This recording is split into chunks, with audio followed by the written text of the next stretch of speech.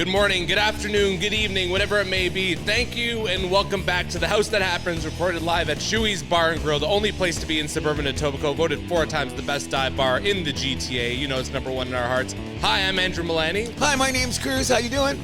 I'm doing good, Cruz. How are you doing this week? Well, you know, the first thing, I'm doing great as usual. I'm outrageous, catalysmic, outstanding, you know, whatever. Bottom line is, take a look around at Chewy's. We're in Chewy's right now as we speak, correct? Yes, sir. Okay, we're looking around and we're saying the place needs some work. You know what I mean? Great. But it looks like it has the potential of it's like a bare tree in the spring. We're just waiting for the leaves, the buds to show, and then bingo, next thing you know, you got the whole thing going. Like when I walk my dog, I walked it this spring. So all the people that see me out wherever I'm going, the first thing they ask me is, how is Chewy's doing? I'm saying the Phoenix will rise. Phoenix from the flame? Yep. Rise from the ashes? We're going to do that. You know what I'm saying, bro? Yep. And speaking of things that are being done at Chewy's, anybody not doing anything too crazy tonight down at one of the worst, I would call it, establishments in the city, the Rock Pile, down in Dundas, has apology tonight. Oh, look at that. Thank you. And if you want to see what I will say probably is good a Zeppelin tribute as you will see anywhere in North America. Yeah, I said it. I seen the Jason Bonham Experience, and I didn't see much difference. That's why I'm saying so. Big shout out to Nello, Tim, Elliot, and of course my good buddy Gary. We'll see you all tonight at the Rock Pile with the crew, including Serge. Absolutely. Say hi to Search for me. I want to shout out my buddy Rob. We had a stag last night. It was cool. A big success at Les Jardins. Shout out Marco. Shout out Stefan. In the wedding party, we were keeping the fort down, making sure that Rob gets all the money. Oh, that's cool. It was a good time. I came out, I think I came out the big winner. I won a white Nylander authentic jersey and a speaker. Oh, I'm working on the speaker from him. By the way, I'm going to tell everybody, Andrew looks bright-eyed and bushy-tailed for somebody that spent the night at one of his buddy's stags, Rob's stag. There was a lot of vodka last night. Oh, that was a drink of choice, was it? Yeah. That's a good thing. The older I get, the more I learn that you just stick to one drink all during the time. night. Yeah. Make sure you have a bite to eat first, and then away you go. And vodka's good because vodka's clean, so to speak, right? Big shout-out to Rob. Didn't you say somebody also was going to be expecting Dom, one of my best friends, made the announcement that he's going to be a papa. That's him and Amelia, amazing. Congratulations. I know you two are going to make great parents, and I look forward to meeting the little one. New life is the greatest thing, greatest commodity on the planet, don't you think? Absolutely. Congratulations, kids. Congratulations. One more thing I want to mention is, have you seen Jamie Foxx's Trump impression? No, but I want to look it God. up. I've heard that. You mentioned it to me, and then somebody else had it. And I went to hit it on something it didn't come up on my phone, but I will find it. Jamie Foxx is like amazing impressionist. He was on it in Living Color back in the day. Oh, of course it was. One of the best shows ever. And one of the butts on that show is Jennifer Lopez too. Oh yeah, she was one of the dancers. Yeah, Fly Girl and all that. Yeah.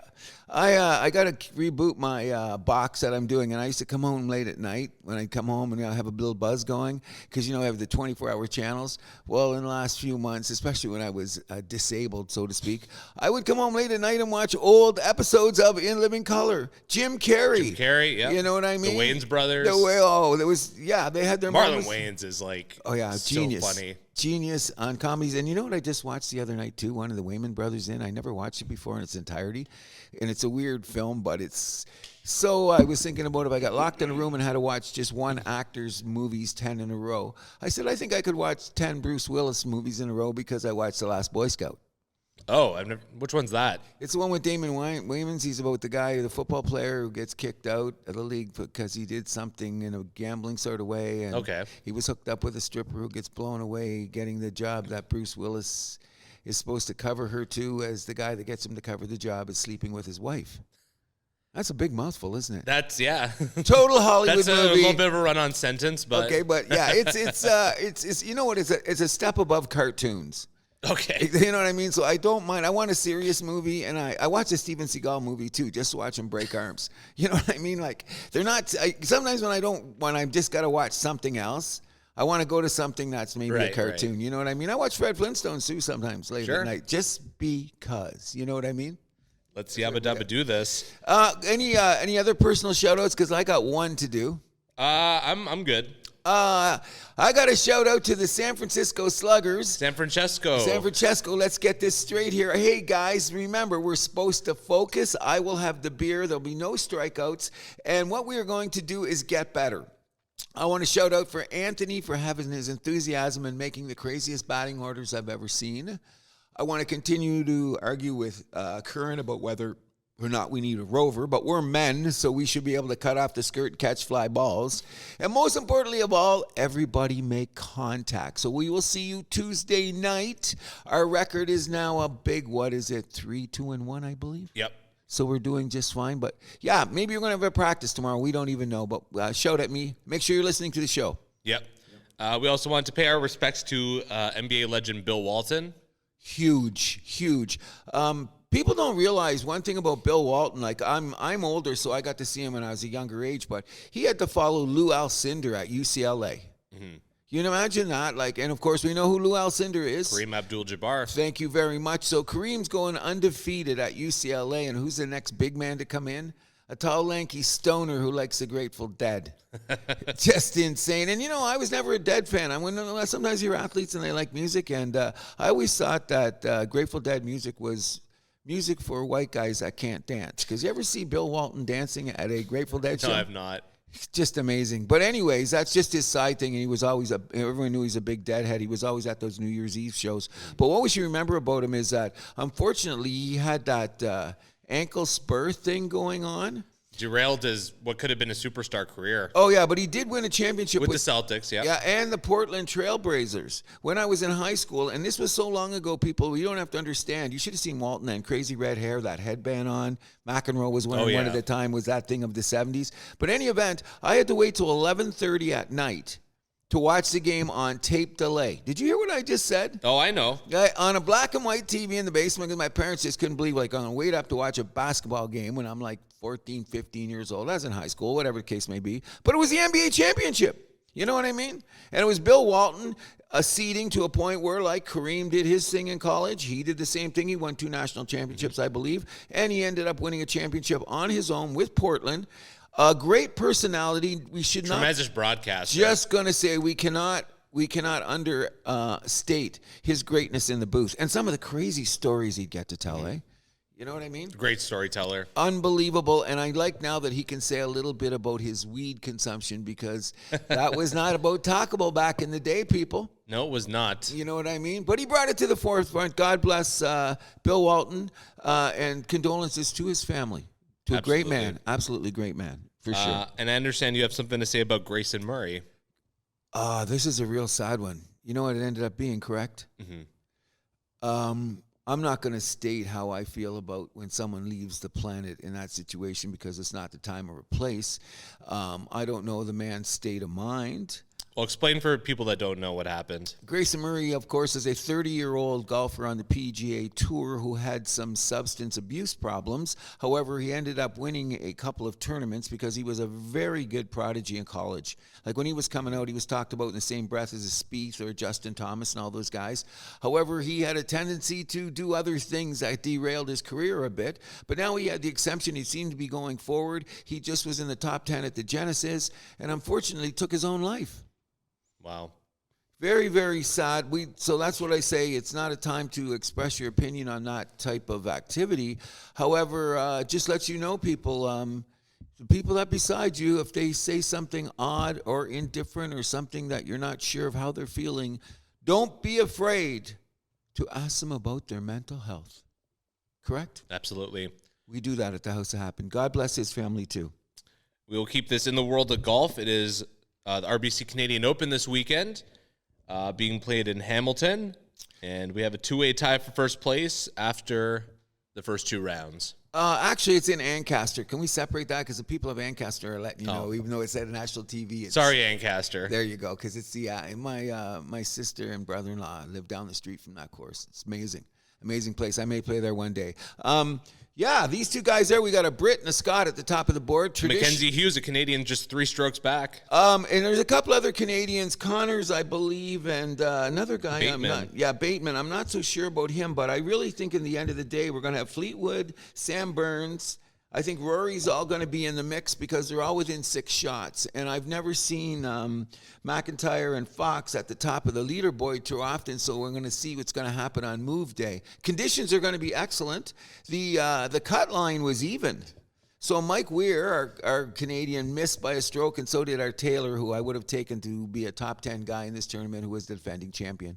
Unfortunately, did not make the cut. So you got to pick one winner. Who's it going to be? I'm going to say Tommy Fleetwood. Tommy Fleetwood. You heard it here Fleetwood today. Mac. Let's go. Yeah, I'm not a Fleetwood Mac. I'm only a Peter Green Fleetwood Mac guy, but it's another story. Check it out, though. Whoa, that's blasphemy. Oh, I'm not. Rumors is like one of my favorite albums of all time, but I digress. Oh, you better. You better. I'll tell you stories about what I said about Rumors when I was younger in front of bikers. I didn't know they liked the album as much as I didn't like it. I suffered. I don't know, Fleetwood Mac, you don't like Supertramp, you don't like Elton John. No. Oh my God. No. You can tolerate the Police, I believe. I do. I'm liking them a little bit more because they are very competent musicians. I'm just saying, when you're president of the International Haters Club, you have to take a stand. And what was I listening to as you come in today? I don't know. Wasn't that a funky, cool tune? It was funky, yeah. Yeah, that was Herbie Hancock's. Oh, I should have guessed. There you go. I've heard that name only 12 times from you. He's my boy, so you want to know what I listen to? It's a song called Fat Mama. It's the funkiest tune you're going to hear all weekend. From an album that was supposed to be the soundtrack to a movie for the Fat Albert cartoon. But the movie the movie never got off the ground. But the soundtrack is still out there if you listen to it. And if you just want to have some badass, funky moments, play Fat Mama. Herbie Hancock. Fat Mama. Okay, that gets us away from Rumors and all that other stuff that we were talking about. Good song. Check it out. You know what I mean? But best of luck to all the Canadians at the Canadian Open this weekend. Yes, we don't want to have another 50-year drought. As long as we're in contention, and I hope the leaderboard stays tight. Because we had the PGA recently, and that was a great leaderboard on Sunday. And you know I'll be taking the time to steak, baked potato, a little bit of wine, and watch the last round of the our Canadian Open. Oh, Lancaster. Oh, and Ancaster, not Hamilton. Thank you. Thank you for reminding me.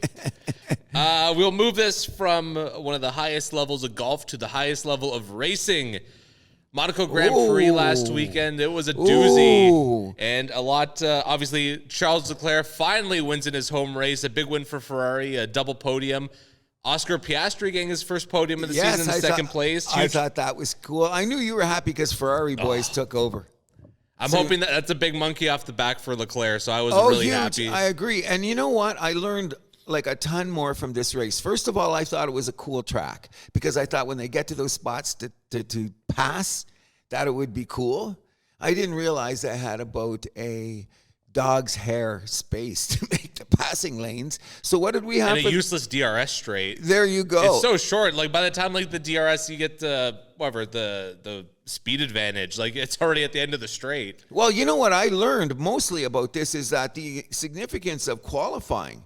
Monaco Saturday is way more important than any other race on the calendar. But not only that, but what I didn't realize is when I was watching the qualifying, how much time these guys were playing with tires and stuff, because I didn't grasp like there would be that less of passing, like the race would be that tight. So tire changing and pit stops were like tantamount to the success. And what ended up happening for the first time in history? The top 10 stayed the same from the beginning of the race to the end of the race. Unbelievable. Before that, the record was top 6. Unbelievable. All this is done too, though, is because we had heard the thing of if my favorite guy Max kept winning all the time, would it get boring this season? I think a lot of the boredom went out the window when you see the constructor calendar or standings get a lot closer. Charles Leclerc 31 points back. And then Ferrari's 24 points back of Red Bull for the constructors now. That's what I'm saying. And not only that, I didn't really understand the Sergio Perez deal with the crash car and the penalty. So that's becoming a big issue, especially since it's looking like Red Bull's going to retain him. So you have the cost cap, right? Exactly. So I got that. That's all about like how much you pay for like damages for the car and whatever and all that, right? You have $2 million per driver.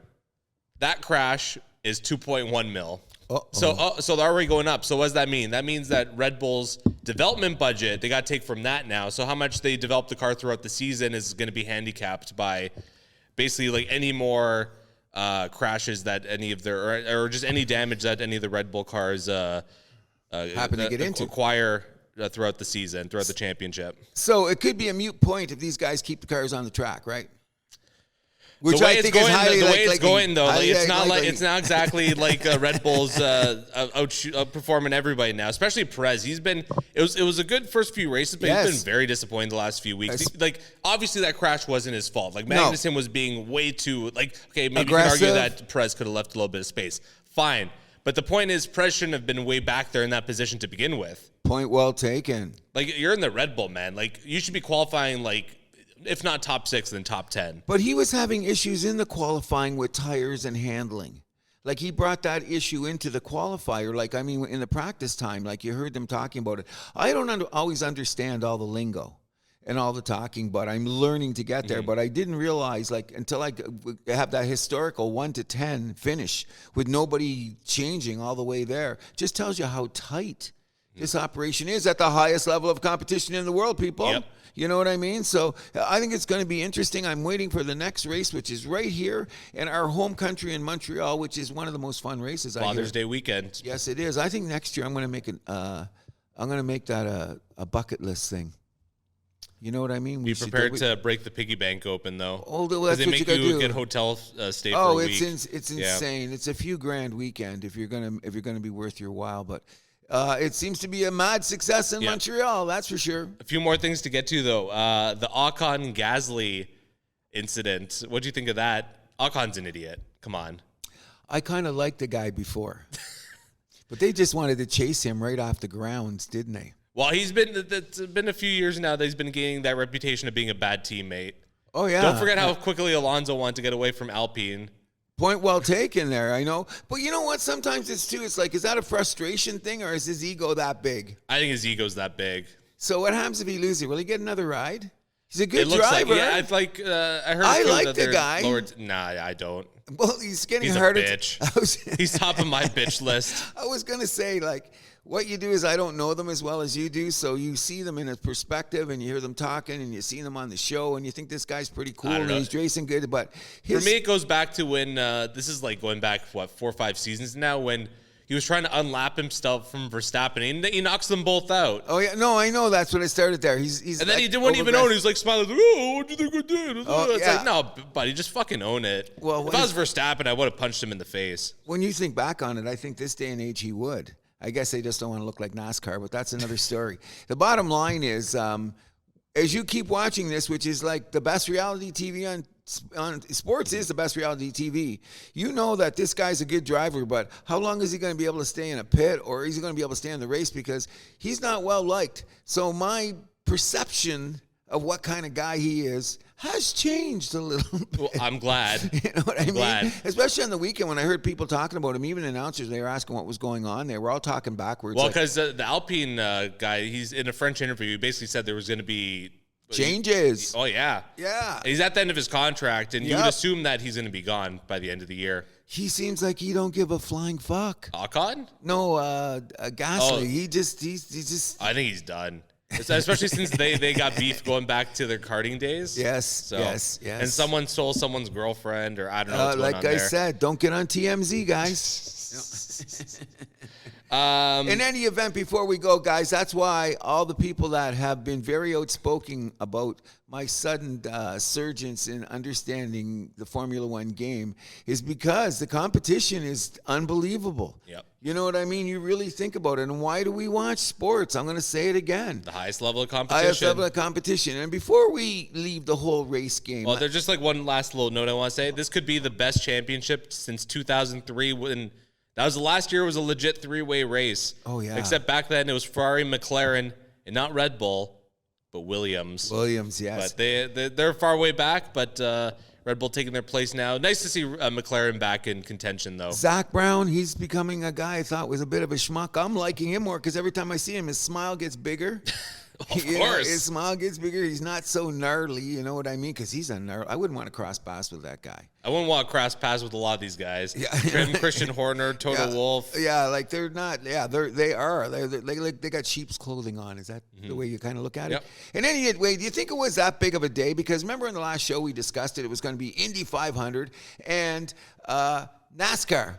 Now, to tell you the truth, I didn't really look at NASCAR Indy, but I did take the fact that they're going around the track on that oval that way. It's like that's a trip onto I it. love the Indy 500. Yeah. I would love to go one day. Yeah, and but I have no idea who won NASCAR. I have no Joseph idea. Newgarden, he won. It was back-to-back. For Indy, yes, for yeah. him. But I'm saying, okay, and I seen that later, but I couldn't tell you who won NASCAR. I forget where the thing was at. I don't know. 600 or whatever. Coca-Cola 600 in it's somewhere in Carolina. Yeah, with yeah. the 50,000 tracks there. Yeah, okay. Well, you know my opinion of that, so we won't go any further. But anyways, the hype of the day did not match. I mean, the results of the day did not match the hype that came up all week about making it the racing day of the year, which it is. Like, you think it would have overlapped on more things in pop culture or around or however you want to look at it, but it didn't. No. So, well, in each of their own respective circles, I would say they're pretty big races, but in their niche. yeah. Okay. Well, Leave it whoever, at like, that. who do you know that watches all three? That's part of the problem, too. I don't know anybody that watches two of them.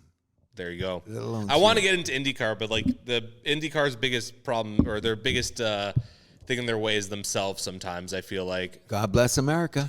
God bless America. You know what I mean? Absolutely. We'll move us on from Europe's finest racing to Europe's finest tennis now. We got the French Oh, Open. Yes.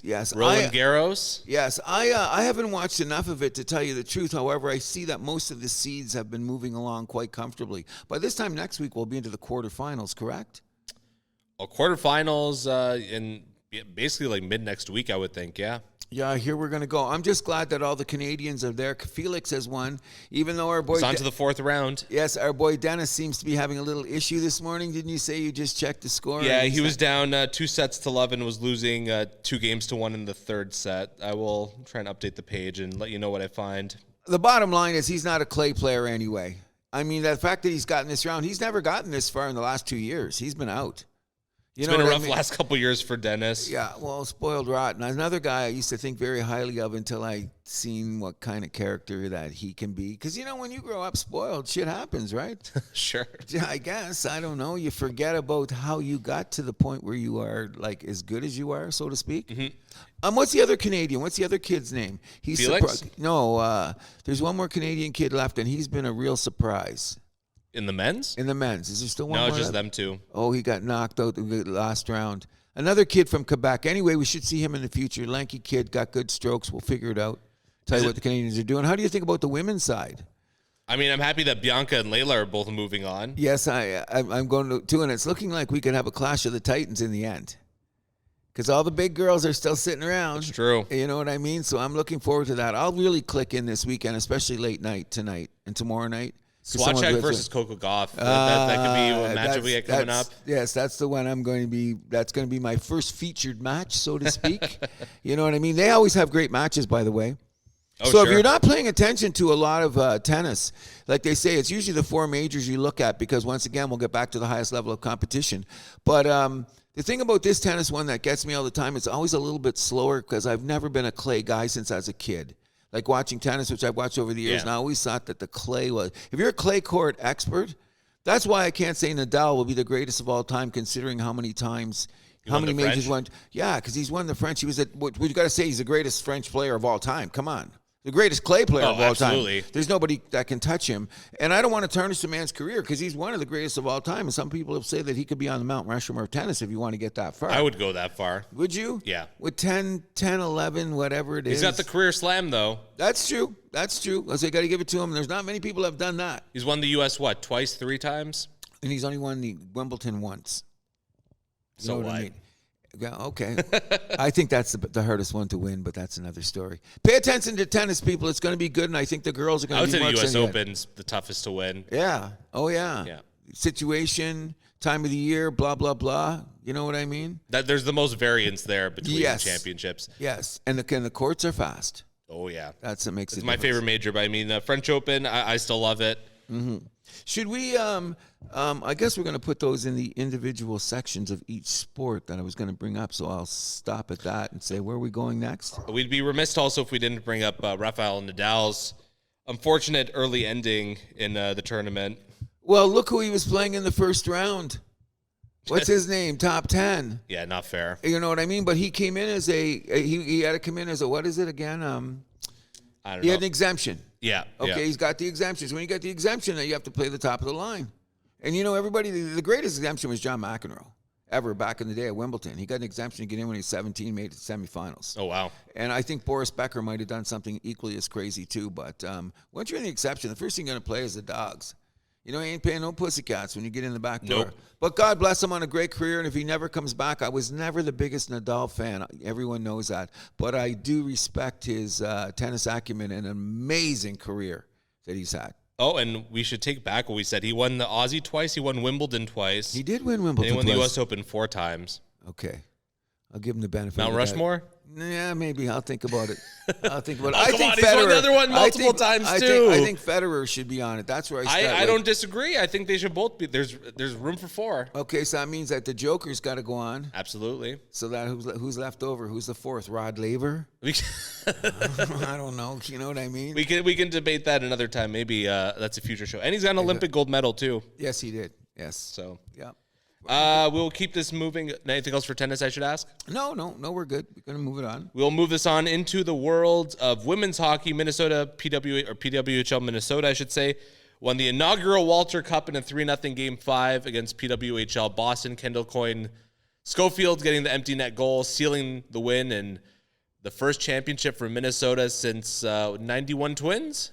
Is that what it is now? That long? Well, the Vikings have never won. The Wild never won. WNBA championship. Yes. The Lynx one? The Lynx one. Okay, Okay, so that's the one. The Lynx one. Only because I know Prince through the after party.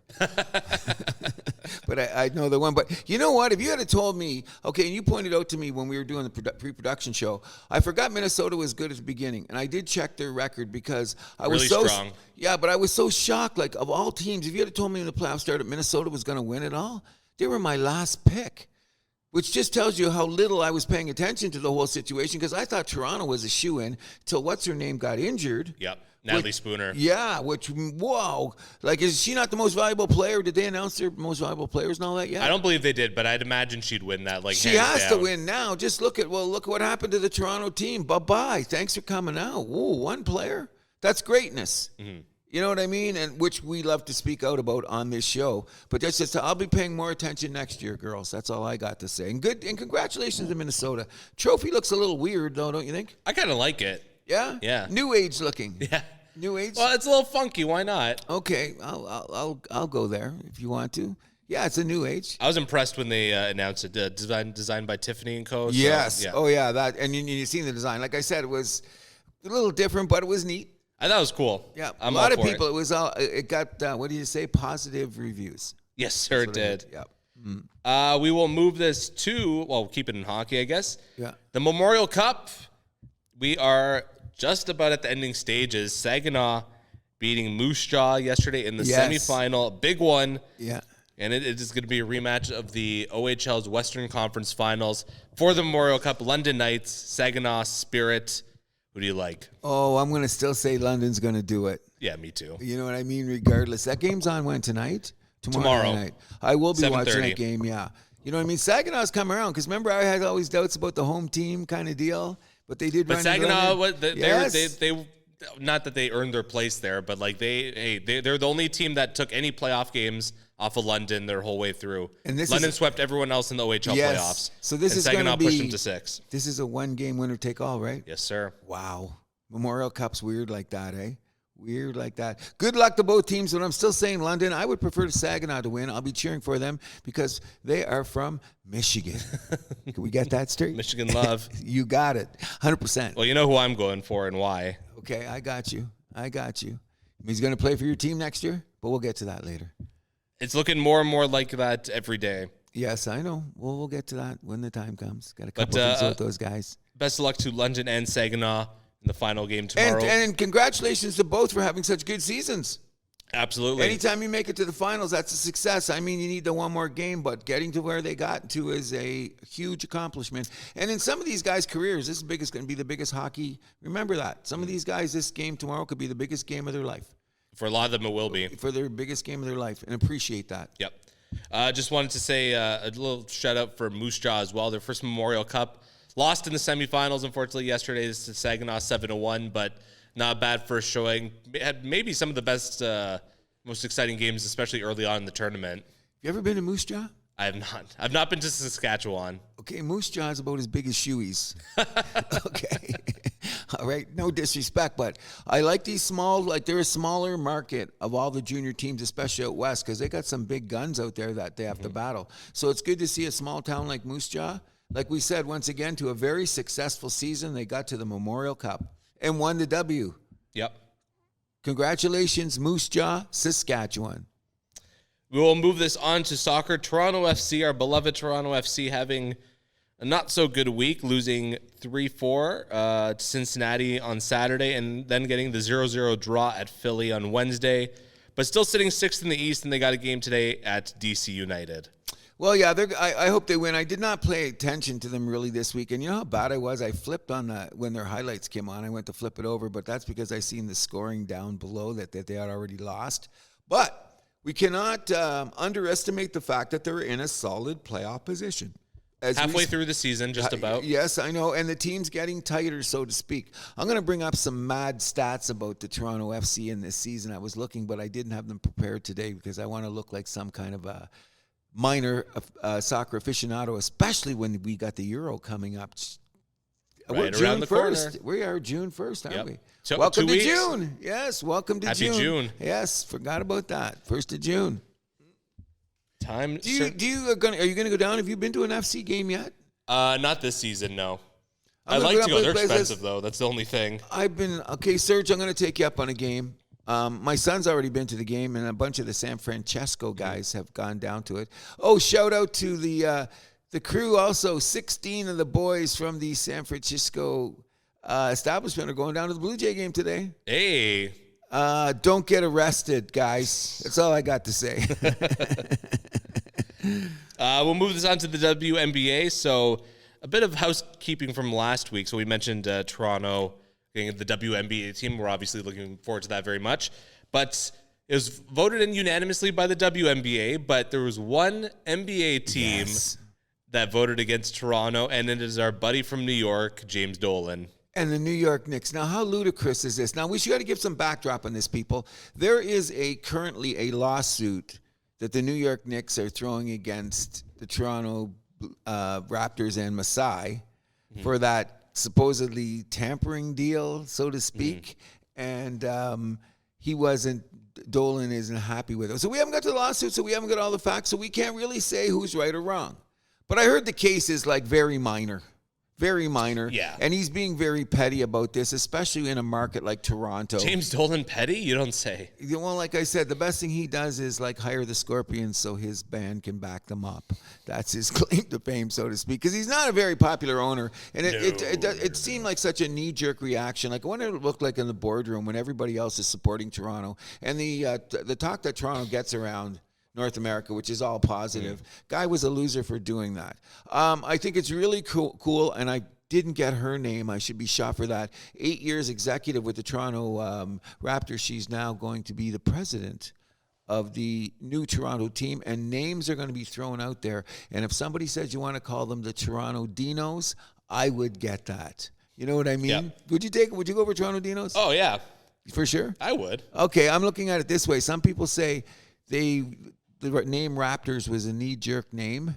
I think it's a great name now. I'm glad we got the Raptors. Damn right it is. You know, it wasn't necessarily traditional, so we can have Dinos for the girls and Raptors for the boys. Let's do it. Okay. That's not all about the WNBA. Cruz, there's a couple things bugging you about the league from what I understand. Well, it certainly is. And one of the things is that my favorite Tony Kornheiser expression is a rising tide lifts all boats. And it seems in the WNBA right now that tide seems to be Caitlin Clark. Indeed. Correct? Now, let's put it in perspective here. Although not her alone. You could argue it's a generation of like her, Angel Reese, and... Yes. Oh, no. I'm agreeing with that, okay? I'm just saying that. First of all, let's look at the big picture here. She got drafted number 1 overall for what reason? The talent. There you go. So the Fever right now are 1-8. Yeah. They are playing against teams like the Sun, the Liberty, and what's the other one in the West? Oh, I forget who they are. Anyway, these teams are all 8-0, 7-1, 6-2. They have experienced players that have been in the league for a number of years. Okay, so you can't expect her to come in and be the greatest thing since this sliced bread. Even though she did score 30 points the other night and a win. They finally got their first win. She was doing a lot of that yakking at the people like she did when she was in college, which tells you she's getting more comfortable. However, I'm really getting tired of the backhanded comments and what would you call it? I don't want to say necessarily abuse, but the funny thing about it and all this stuff. The kids call it shade. Throwing shade. More than shade now. But what I want to get at it is in this world where we are always talking about equality for women, and and we're big on that. I've always say, like, my wife is my best friend. You know what I mean? Like, equal means equal. However, the only people that seem to be bitching about the Caitlin Clark situation and the attention she's gotten and the endorsement deals and the fact that they're now getting chartered planes and attendance is up and they're getting more TV ratings is the women. Yeah, this is stems from the thing I sent you this week where someone tweeted, the WNBA is getting more attention, potentially more revenue, and salary increases for its players. No one is more upset by this than women. And then it has the meme of Anthony Mackie from one of the Marvel shows, and he says he's out of line, but he's right. Oh, yeah, exactly. And you know what? I don't want to go too far in this because I don't want to, start having the other gender barking back at me for not expecting the women's position in the world or some other nonsense I can't be talking about right now. But I'm going to tell you this. It's ridiculous. I even heard them. I walked by the kitchen the other day, and they were cackling about it on The View. Oh, Lord. And I went, first of all, I told the wife, turn that off. It's bad for her brain. But, I mean, that's her situation. She's got to deal with it because she's a woman, too. But I don't want to make any woman crack, so I don't want to talk about the Venus and Mars and all that shit. It's just that, girls, look in the mirror, man. This is an opportunity to move forward. Why are you kicking it backwards? And it does anything. If you're going to tell me that it has nothing to do with race, you're insane. Yeah. Because you know what? We all know what color Caitlin Clark is. We also know what color Angel Reese is. Yep. And we also know the color of some of the players that have been bashing her the hardest. So if the shoe was on the other foot, we'd be screaming some crazy-ass racist nonsense, correct? Mm-hmm. But since it's on this side, nobody wants to bring that up because the arbitrators of what is righteous are not always righteous. You know what I mean? Unfortunately so. That's just the way the world works. But here at the House That Happens, we're just going to say, I'm no big Caitlin Clark fan, but I'm glad that the game has gotten this much attention because the competition has gotten better. Mm-hmm. And once again, I may sound like a stuck record, but we watch sports because we want great competition. You know what I mean? Mm-hmm. So anyways, I hope that this little conversation we're having right now about the WNBA in 6 months from now, it's gone away. Yep. You know what I mean? We're talking about something else, the success of the league, new sponsors, a better TV deal, whatever. The whole nine. You got it. And also a quick shout out to Cameron Brink, the number 2 pick from this year's draft. Yes. The first rookie potentially to lead the WNBA in blocks per game at the end of the season. She's averaging 3.2 right now for the LA Sparks. I'm not saying that she's Wemby just yet, but she's a dominant force out there, big girl. Big girl. People were calling her White Howard. Yes, exactly. Stuff like that, which is pretty cool. But you know what? We are going to upgrade things that are going on in the WNBA in the next couple of shows, just so you know, to understand the standings, what position that they're in, so it doesn't just like we're talking about it because there's one person that's running the league. Sure. You know what I'm saying? Sound good? Sounds great. We will move this on to one of our favorites here at the House That Happens, our beloved Toronto Blue Jays, who are wearing sexy new uniforms. I like the uniforms. I want one of the caps. They're nice. Oh, the caps too, but I'm going to order too. And you know what else I'm going to order just for old school sake? And I hope you're listening, BOH, and all you old school guys out there on my baseball league. I'm going to order one of those Motor City ones of Detroit. Ooh. I like those. You know me, I'm not a big alternate uniform guy, but they look kind of cool, and I was impressed with the Jays, Then the alternate uniforms did their jobs. Exactly. So what I'm going to do is I'm going to order one of those Jays uniforms, because you can order them now, right? Oh, yeah. But I'm going to get something like George Bell on the back. I don't know. Do they allow you to do that? You can get whatever name you want. You can get Winnie the Pooh on the back if your heart desires. I'm going to get like George Bell or something like that on the back, but some old Blue Jay. You know what I mean? Batista was there for the launch event. I don't know if you saw that. No, that's really cool. Jerseys. Yeah, I think he was there at the game last night, I guess, too. Well, he's becoming a bit of an ambassador for the Blue Jays, and I think that's a great role. Yeah, exactly. You know what I mean? But he was captain of those teams unofficially. Yes, right? And the last great run that we had that looked like a team that was going to be competitive, not the mess that we're watching in 2024, so to speak. Oh, bottom third in ERA. Bottom third in runs in scoring position. We finally had someone hit a home run in the cleanup. Runners in scoring position, a repeat from last year. Oh, it's just brutal. I hate this movie. I think we're in the last bottom 5, aren't we? I'm pretty sure when last time I checked the numbers. We have 1 home run out of the – no, it's 2 now, right? Because 2 out of the DH position. Think about that, Not enough. Yeah, Not okay, enough. Think about that. This is June 1st, and we have had – Well, Justin Turner, he started off great, but then – yeah, but he was always hitting third, so he wasn't in the necessarily. We're talking about the cleanup position. The power position on every baseball team in the league is a number 4 hitter. Sure. We've got two home runs out of that slot so far this year. The 4th spot? Ugh. I think we had ugly. One. A week ago, we just got one. We finally got the one. And I think we got one more this week out of Bichette. Didn't he hit another home run this week? Or somebody else in the 4-hole hit one. Maybe. Okay. It doesn't matter. It's pathetic that we're even bringing up this conversation. You know what I'm saying? We should be better than that. However, we did win last night, so that puts us, 1 game under 500. Wow. So is that supposed to keep me happy? 2 games under. 2 games under. So is that supposed to keep me happy due to the fact that I said I will not let my head explode if the Toronto Blue Jays are 500 the 1st of June? Well, they could be 500 by Monday. And if that's the case, bringing Baltimore into town, let's see what you really got, okay? I mean, it's all about this month of June. This is do or die time for the Jays right now. Well, as they say, you can make up for the April-May swoon in June, but you can't make up for a June swoon in August. It just doesn't work. You got it. And we're already on there. We're a third of the season through. So what you see is what you get. So what are we seeing? First of all, glad that Bo and Vladdy have really, the bats have come to alive. I'm still not happy with this batting order, no matter what they do. And there's certain guys we kind of have to have on the field, like Inner Falala guy. Kiner Falefa. Whatever his name is. Alfalfa from the Little Rascals. He has to be on the field as much as he can because we need his defensive prowess. Which he's tremendous. Yeah, and he's getting timely hits of late. So he's given us more bat than expected, so I'm happy with him.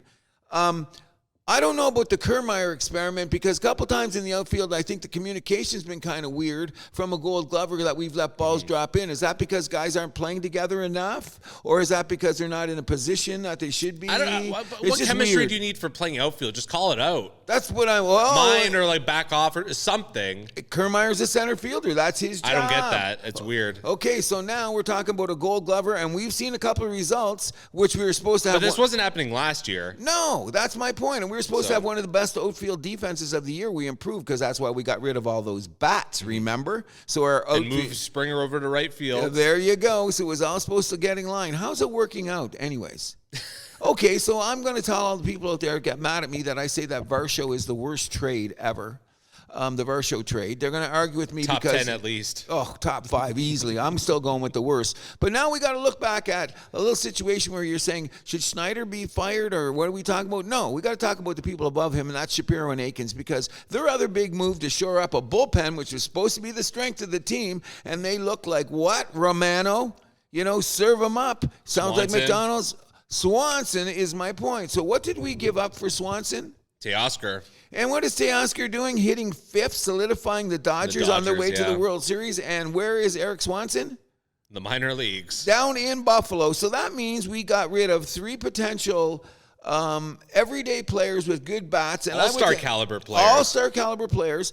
And now, we would have probably suffered a little bit on defense. However, some of the defense that I've seen... hit, bro. There you go. I'll take those bats back in a minute and deal with that defense. Because if Teoscar makes a mistake, he's going to throw somebody out. I think Gurriel threw a guy out the other night. Hose of an arm. But, they got cannons for arms, so I would just take those bats back. And, by the way, in case you doesn't know, Gurriel's got some mad Arizona-looking hair. Oh, going back to last year. Oh, it's even crazier now. It's a little thinner. It's more streamlined. It's designed. And for people that say, what is Marino doing? Because his name hasn't come up. He's only hitting 240. His power numbers are down. He's got a few RBIs, but his defensive prowess cannot be underestimated, and he's becoming one of the best strike framers in a long time. So just think about, and by the way, all those guys are under 30. You know what I mean? Swanson is north of 30 now, and he's down in the minors, so I guess he's past his bestest before date. I mean, never say never, but I mean, it's not looking good right now. We should be very critical. Oh, and I am being, because I'm going to say this. I don't think that John Schneider is the reason for this. He didn't. No, hell no. So, like, when people say, what's he doing now? Has he made a couple sketchy decisions when it comes to the bullpen? Maybe.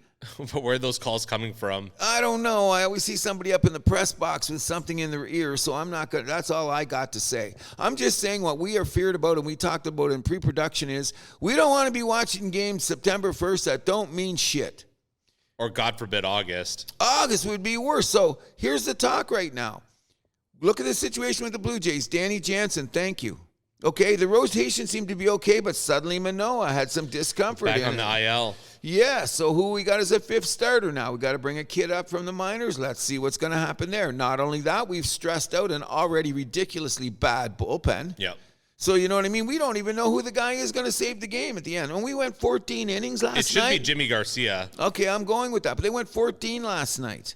Yep. So that means against the Pirates. Okay, but that's a lot of pitches from a lot of arms that we need for the weekend, with Baltimore coming on Monday for 3. I'll be at that game. That's good for you. I might go down for 1 too, probably the Wednesday night game. You know, I'm going to go down all by myself. Oh, wow. I'm going to get a seniors ticket.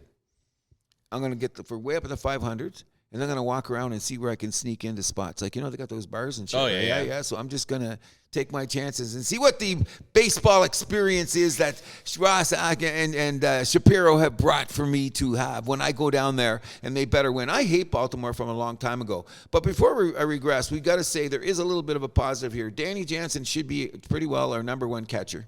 100%. Okay, and not only that, I seen Kirk get thrown out on a single. What was the guy doing? Okay, I know you run Time like... to hit the treadmill, buddy. I know you run like a bowling ball, but bowling balls move much faster. Okay, come on. Why do you get out? And that was in an inning. The next guy popped up because, like, can't we even move runners over? You know, can't we create some kind of offense? Bunt a guy down, hit the opposite way, make some contact, don't strike out. Help us out. Please, Toronto Blue Jays. Oh, and now that we're at it, and we're not going to talk no more about the pathetic bullpen. We're not going to say that our rotation, which has been good, Bassett looked good the other night, even though it was Chicago. We still have 4 solid guys. We got Gozman, we got Bassett, we got Barrios, who's in line for as a top 5 pitcher in the American League this year. And we got Kikuchi, who's playing great, and I hope they upgrade him really soon because pitching is hard to come by. Absolutely. You know what I mean? But now we don't have a 5th starter and a faulty bullpen. And we're talking about the defense, which was supposed to be our strength, and guys that can't hit in scoring position, and our ERA is in the bottom 3 of the whole league. That sounds like a recipe for a baseball experience. Oh, by the way, now, once again, we're going to upgrade you every week because we're no longer going to talk about winning the division. That would be ridiculous, so to speak, right? Sure. I'm still saying Baltimore will win the division. Yankees are looking good, though. Yankees just went on a run since you told me about that. We went a week because I was kind of like looking at other things and writing and doing stuff that I hope that'll come out in the next little while, even though I'm the greatest procrastinator of all time. Bottom line is they're number 1 in the loss column. They're tied in the loss column. So let's just look at the situation for the Toronto Blue Jays. We have a lot of teams that we're going to have to jump over if we're going to get a wild card position. Sure. But the number 3 team we are only 4 games behind in the loss column to, and that's the Minnesota Twins. So there is a glimmer of hope if we can play .550 ball in June. Because one of the things you got to realize is that Minnesota's got a whack of wins piled up because they've got Chicago off their schedule already. Thank God we swept Chicago. Yep. You know what I mean? It keeps us on an even keel. We kind of stubbed our toes in Detroit because Detroit's only about even with us, and they're 4 games behind Minnesota in their division, which will be more of a battle because they're going to have to play Minnesota and Kansas City more, which will affect them more than us because, well, then again, we got to play the Yankees and Baltimore more. Right. But and the Red Sox. And the Red Sox, who are now coming back to earth. Whereas the Kansas City Chiefs are looking like they are Kansas for City real. Royals. Kansas City Royals are looking like Yes. they are for real with a solid pitching staff. Great free agent acquisitions. So Cleveland, who's coming up to town in a week, because I think we got, what is it? Baltimore, Cleveland, Pittsburgh, Yankees or something. I know it's kind of like that. So we got them coming up too. So we're going to, they're going to be ahead in their division. We don't want to be the town where you come to town to break slumps. No. You know, we don't want to be that. And they're already talking like that, and it's just June 1st. So we got work cut out for us. I think Kansas City is the most surprising team in baseball. I agree. You know what I mean? Like when you figure what's going on. So if they continue on their path and you think about positions that are going to be taking in the playoffs, only 6 teams make the playoffs, correct? Yes, sir. What about? Yeah, 6 in each 6, league. okay. Yep. So right now it looks like Cleveland's going to be tough to catch, even though Kansas City's going to be there right on their ass if it's going to stay that way. So Baltimore and New York aren't going anywhere. So that tells you right away, there's 4 of the 6 spots already gone, and it's June. Do you think there's going to be any...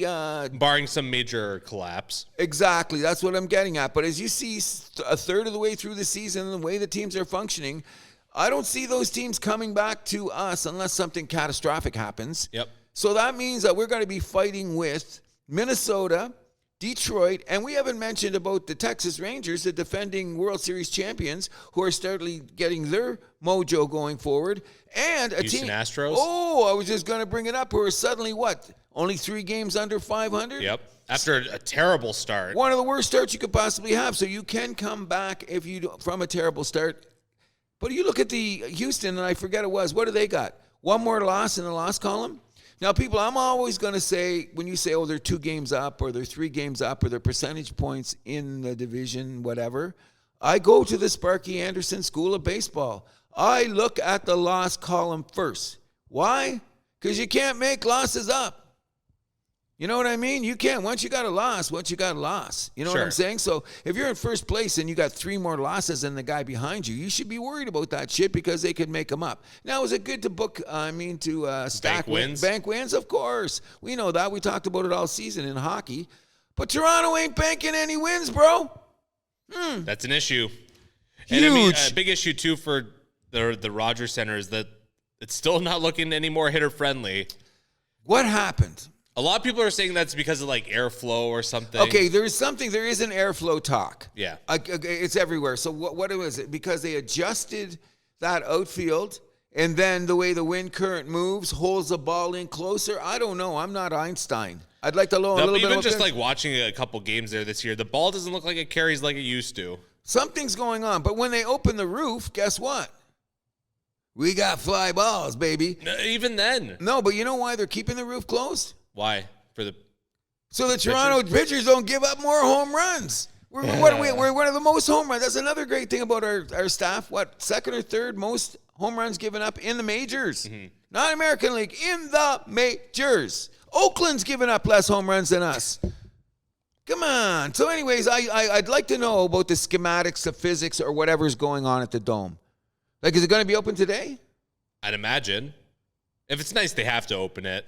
Okay, but there was a couple nights this season where it should have been opened, especially those hot nights early in the year. Like, remember a couple weeks ago? That was more early in the season. Like, I went to a game where it was, like, rating for, like, half the early afternoon. I'm like, oh, they're going to keep it closed. But then I got there, it was open. So, I think at this point, if it's nice weather, like, you're going to have people riding out front if they're going to have to do it. And that's just the way it is. It's going to have to become a home field advantage or disadvantage, whatever you want to call it.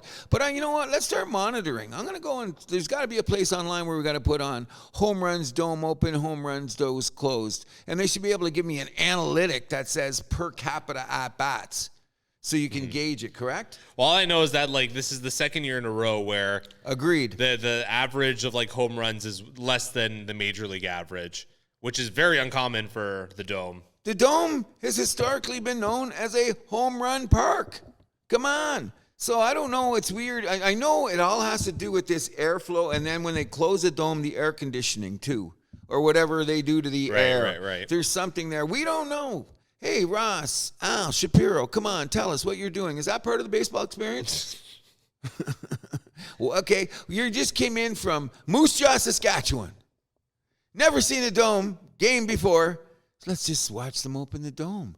they can see it go back. Will that be a baseball experience? That person's going to go back to Moose Jaw and say, I seen the Sky Dome open. Stop it. Hey, that's half the experience. Shut up.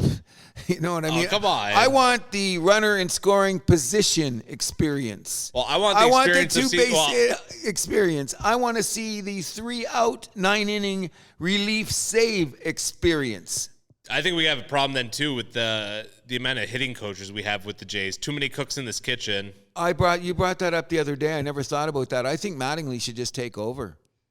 You know what I mean? I imagine he's pitching that to the team, no pun intended. But, I mean, like, if they haven't, like, cut it down by now, I don't think they're going to. No, I don't think they are either. It's like him, Edwin, my mom, your dog. Yeah. Stanley had a good stroke for him the other day, I guess. Didn't work. Schneider hit a home run last night to get us out of that game, which is good. Thank and God. He's a weird leadoff hitter, but he's making contact. Because of his contact.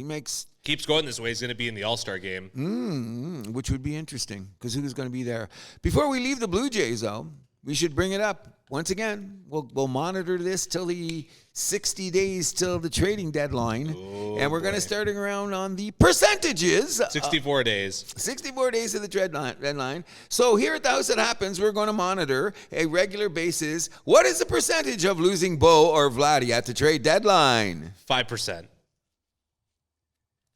Do we trade any of our starters? Starting pitchers? No. No. So that's what I'm saying. So you're saying 5% for either one of them? Because what if their bats stay on fire? Decisions are going to have to be made, and if the last... I hear the asking prices are too high. Well, that just means that that it's out there. That's what we've discussed this. So you know what I mean? So obviously something has been said. Well, guys are kicking tires, sure. Oh, we always kicking tires, but when I hear talk about it, like my barometer is MLB Network. And Toronto don't get a lot of air on there, but the air they got on there is the prospect of trading a Vladdy or a Bo. And I turned up the TV real quick to hear what they were saying, and it's agreed what you said. The asking price is astronomical. Great, because it shouldn't be anything less, because these guys are 25 years old, bro. You know Their whole futures are ahead. Already all-star appearances. Bo has led the league in hits 2 of the last 3 years. Vlad was a runner-up for MVP. Just a couple years ago. Come on. I don't know what the situation is going to be, because prospects are like, I don't want to say because I might say it the wrong way. And I don't want to insult anybody. Prospects are prospects. How's that? And until you baseball, the prospects are the furthest thing possible from, a given realistic. thing. Yeah. I hear you loud and clear. Like, look at the Roy Halladay trade. What did we get from him? Nothing. Oh, you're killing me. Speaking of Roy Halladay going to Philadelphia is looking like a juggernaut this year, are they not? I know. They continue to win, and they got Atlanta in the division. However, Atlanta had a huge setback with Acuna. Yep. God bless him. What a great ball player. Anytime you hear an injury from anyone like that, now look at already the season's gone, like you lose it. We got a Trout out for a while. Now we got Acuna out. And I think Soto is racing right to the MVP. It's looking that way. I don't know about in the National League who the MVP is, but there's 2 or 3 great candidates in the National League for the Cy Young already. Oh, yeah. Guy in Philadelphia, Glasnow in L.A. Yep. He's pitching really good, too. The Gill guy in the Yankees has shocked the shit out of me. Where did this guy come from? You know what I mean? And a lot of these guys that are having breakout seasons, like Suarez and the guy on is it San Diego or whatever, another starter there? These guys are 30 years old. Like, I've heard of them, but I've never heard of them. Right. You know what I'm saying? And now they're like, you look at the stats for pitching, and some of these guys, wow, almost journeyman stats in the past. But that's why I'm saying we've got guys that are known starters. It's just very, very frustrating to be a Toronto Blue Jay fan at this moment. It definitely is. Attendance is down. Because the team ain't winning. Well, there you go. So something's got to shake. Come on, guys. You know what I mean? But if we're going to look at some brighter notes, anything else you want to say about the Blue Jays? I think that's about it. I got a couple other things about baseball I'd like to bring up. And anytime we see something during the week that's super cool, we should talk about it. And we both thought it was super cool that Stephen Oker guy tipped the driver in the cart that brought him in from the bullpen. Which I didn't know. There's only 3 cart services in the major leagues. What is it? Detroit? Washington and Arizona. In Arizona, yeah, but look at how far their bullpens are far away. But I just think it's just a cool little something to happen of a human nature during a game. You know what I mean? Because there is humans are playing. Sure. You know what I mean? So Steve Oka. So I'm told. It's that's very cool. Didn't you think that was a cool thing? I love that. I think more teams should have like a card or something to bring the relievers into the game. And we talked about it off the air about this. When I was a kid, people didn't realize it. Like, especially in the late 60s and early 70s, if you brought a guy in from the bullpen, he was in a car of the day, which was so cool. Like, imagine bringing him in. You're bringing in Bob Gibson in a Thunderbird or Tom Seaver in a freaking Mustang. Yeah. You know, or somebody in a Shelby. Like, it's like little touches like that are what make the sports great. And sometimes when you forget about it, you realize, well, maybe we should have kept that back. Right. Just makes me want to go to Detroit, Washington, Arizona now to watch a game. 100%. Comerica Park is great from what I hear. We would be remiss if there's one more thing we got to say about baseball. And you agree with me because the last 2 strikes I seen this guy call from Hader were so bad, I went, whoa. Goodbye, Angel Hernandez. He's done officially. Officially gone. You know what this is? This is an embarrassment to baseball because they had to kick the guy to the curb in the middle of the season. Couldn't they have farmed him out and said, hey, man, here's your payout, or wait to the end of the season? Because what are they verifying? The fact that the guy is brutal. Anyways, to make a long story short, there is like a greatest hits package coming out on his calls. Oh, boy. Oh, yeah. Like one guy said it would be a minimum 45 minutes. Wow. Angel Hernandez's greatest misses, okay? Which is one of the reasons the robotic umpire got talked about so much is due to guys like him. There's another guy in the National League, too. I forget from out west that his name is rising to the top, too. We'll find out his name. But imagine that your notoriety is based on the fact that they couldn't get you out of the umpires union as fast as they could. I know. Apparently, the MLB was trying to convince him to retire this time last year. But he wouldn't do it. So now this is like they said he was ready for imminent retirement. This is fired, man. You got fired. Yep. Call it what it is. Get your ass out. Thanks for being such a schmuck all these years. And bye. And notice he never got anything into the big World Series or any of those. Nope.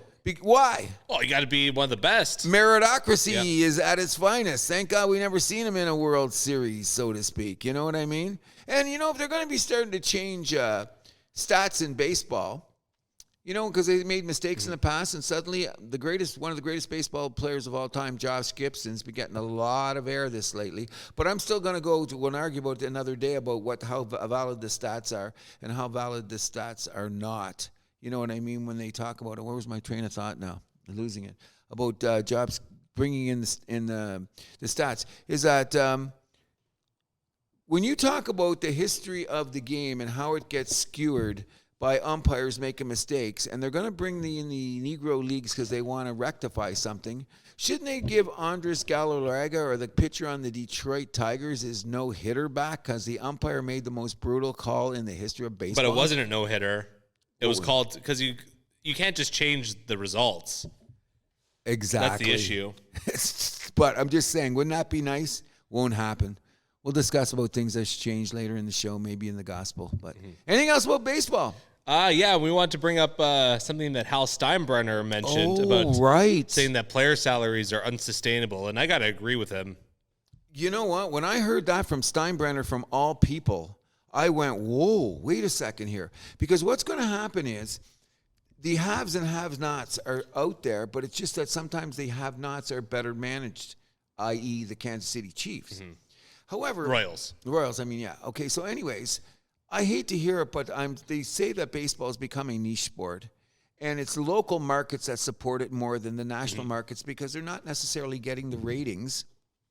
Yeah, who watches ESPN Sunday Night Baseball? Not like they used to. Okay, so that's what I'm bringing about Al Steinbrenner, and it's something that I've been harping on for the last couple of years, is this. One of these times, the networks, the big guys, are going to call, like in poker, what do you got? And when you ain't showing a hand, they ain't giving you the money. Mm-hmm. So that's what it's going to take away is those $300 million contracts are going to be insane. Hence the reason it took so long for all the free agents this year to be signed. Now it's starting to make sense when you hear what Al Steinbrenner said, because remember before the season we're going, it's a weird year. Yep. Nobody's signing guys, remember? Now when you hear this, now you start to say, let's put this into perspective. Lockout. No, the Jays got more money than anybody, so buy everybody and bring us a World Series and give us a real baseball experience. I would love that. Of course I would. But, like, you know what I mean? I do think it's unsustainable. I do. Because when you think about all the markets around, who's going to get there? Now, we're in an advantageous situation. Like, if we were in Arizona, which is a big market, but they're not doing what they're supposed to, or a Pittsburgh, or a Cincinnati, or a Minnesota, or a Cleveland, or whatever, you know what I mean? It's going to be rough for them. They'll be back to the total money ball thing. But we're Toronto, man. So as much as I believe that it's unsustainable, let's be the bastards in the game and throw more money at things than everybody else. I would love that. Toronto should be in the luxury tax. I'm telling you. And not only that, this is the last beacon of capitalism in the sporting world. Everybody else is controlled, including our people at F1. And baseball's never going to have a cap. Never say never. I don't know about that, because what we're going to do here is they're going to always keep the luxury tax open, because I think baseball is American. I think they move more to an NBA style cap. Oh, it'll be loose as a goose for the first 20 years. Don't worry. It'll be that kind of cap. Come on. They got the salary tax now. But I think the luxury tax now, which all teams seem to be happy with. But what that's doing is, what they're getting smart about is giving those contracts that become dead money down the road. That's what you got to realize. You know, you can't be able to pay that, especially if the TV contracts don't come in. And all this is coming up in the next 2 or 3 years with the lockout. You know, all the dominoes are rolling right down to that date. And why Manfred said he's sticking around. Yep. He wants to see this battle through. Or that broom handle gets shoved up a certain place he doesn't want to get it shoved. One of the two. But anyway, guys, like what we're hoping for with their baseball people, stick to the game. We love it. You know what I mean? Absolutely. And Blue Jays, give us a winning experience. Come on, let's sweep Pittsburgh this weekend and move back to 500. 100%. We'll move this from the MLB to the NBA playoffs. But before we discuss the playoffs, guys, we got to quit talking about Bronny in the draft. Okay, so... yeah, it's ridiculous. Okay, how do you feel about the young guy anyway? His stock went up at the combine tremendously because he's had a rough season. We know why. The health scare, playing for a bad team, too many guards. He grew a bit since the beginning of the season. Like they say, he's actually, that's the last thing I heard, never be as tall as LeBron. Got mama's height, but. He's got handles and he can play. The bottom line is it all goes back to that NIL stuff. That's why these guys are getting all the attention that they're getting because people want them at their school to draw in the money, right? But he's going right to the NBA, obviously, isn't it? Well, or if not, then the G League if he gets drafted. Well, he'll get drafted and I think go right to the G League because think of Bronny. You know what the ridiculousness of this whole situation is? You can't say it's a weak draft because, like, Giannis got entered with Ruco, got drafted, 18th? Kawhi got drafted 23rd. Whatever. You go around the league, and there's a bunch of guys that have been drafted down the line. Brunson. Jokic was the second-round pick. So Jokic, second-round pick. So, I mean, things can be done. So you can never say what's a bad draft or a good draft until... well, you can have a good idea. Well, when we have that show about the 2003 yeah. hockey situation, that's going to be a good thing to talk about because this is what teaser for the 2003 NHL redraft show we'll have coming this summer. That's right. And in any event, so you can't say it's a bad draft, okay? Because you don't know what the potential is of the guys that are coming into the league. Just so happens that Bronny happens to be into this draft class. He had the luxury of only talking to two teams.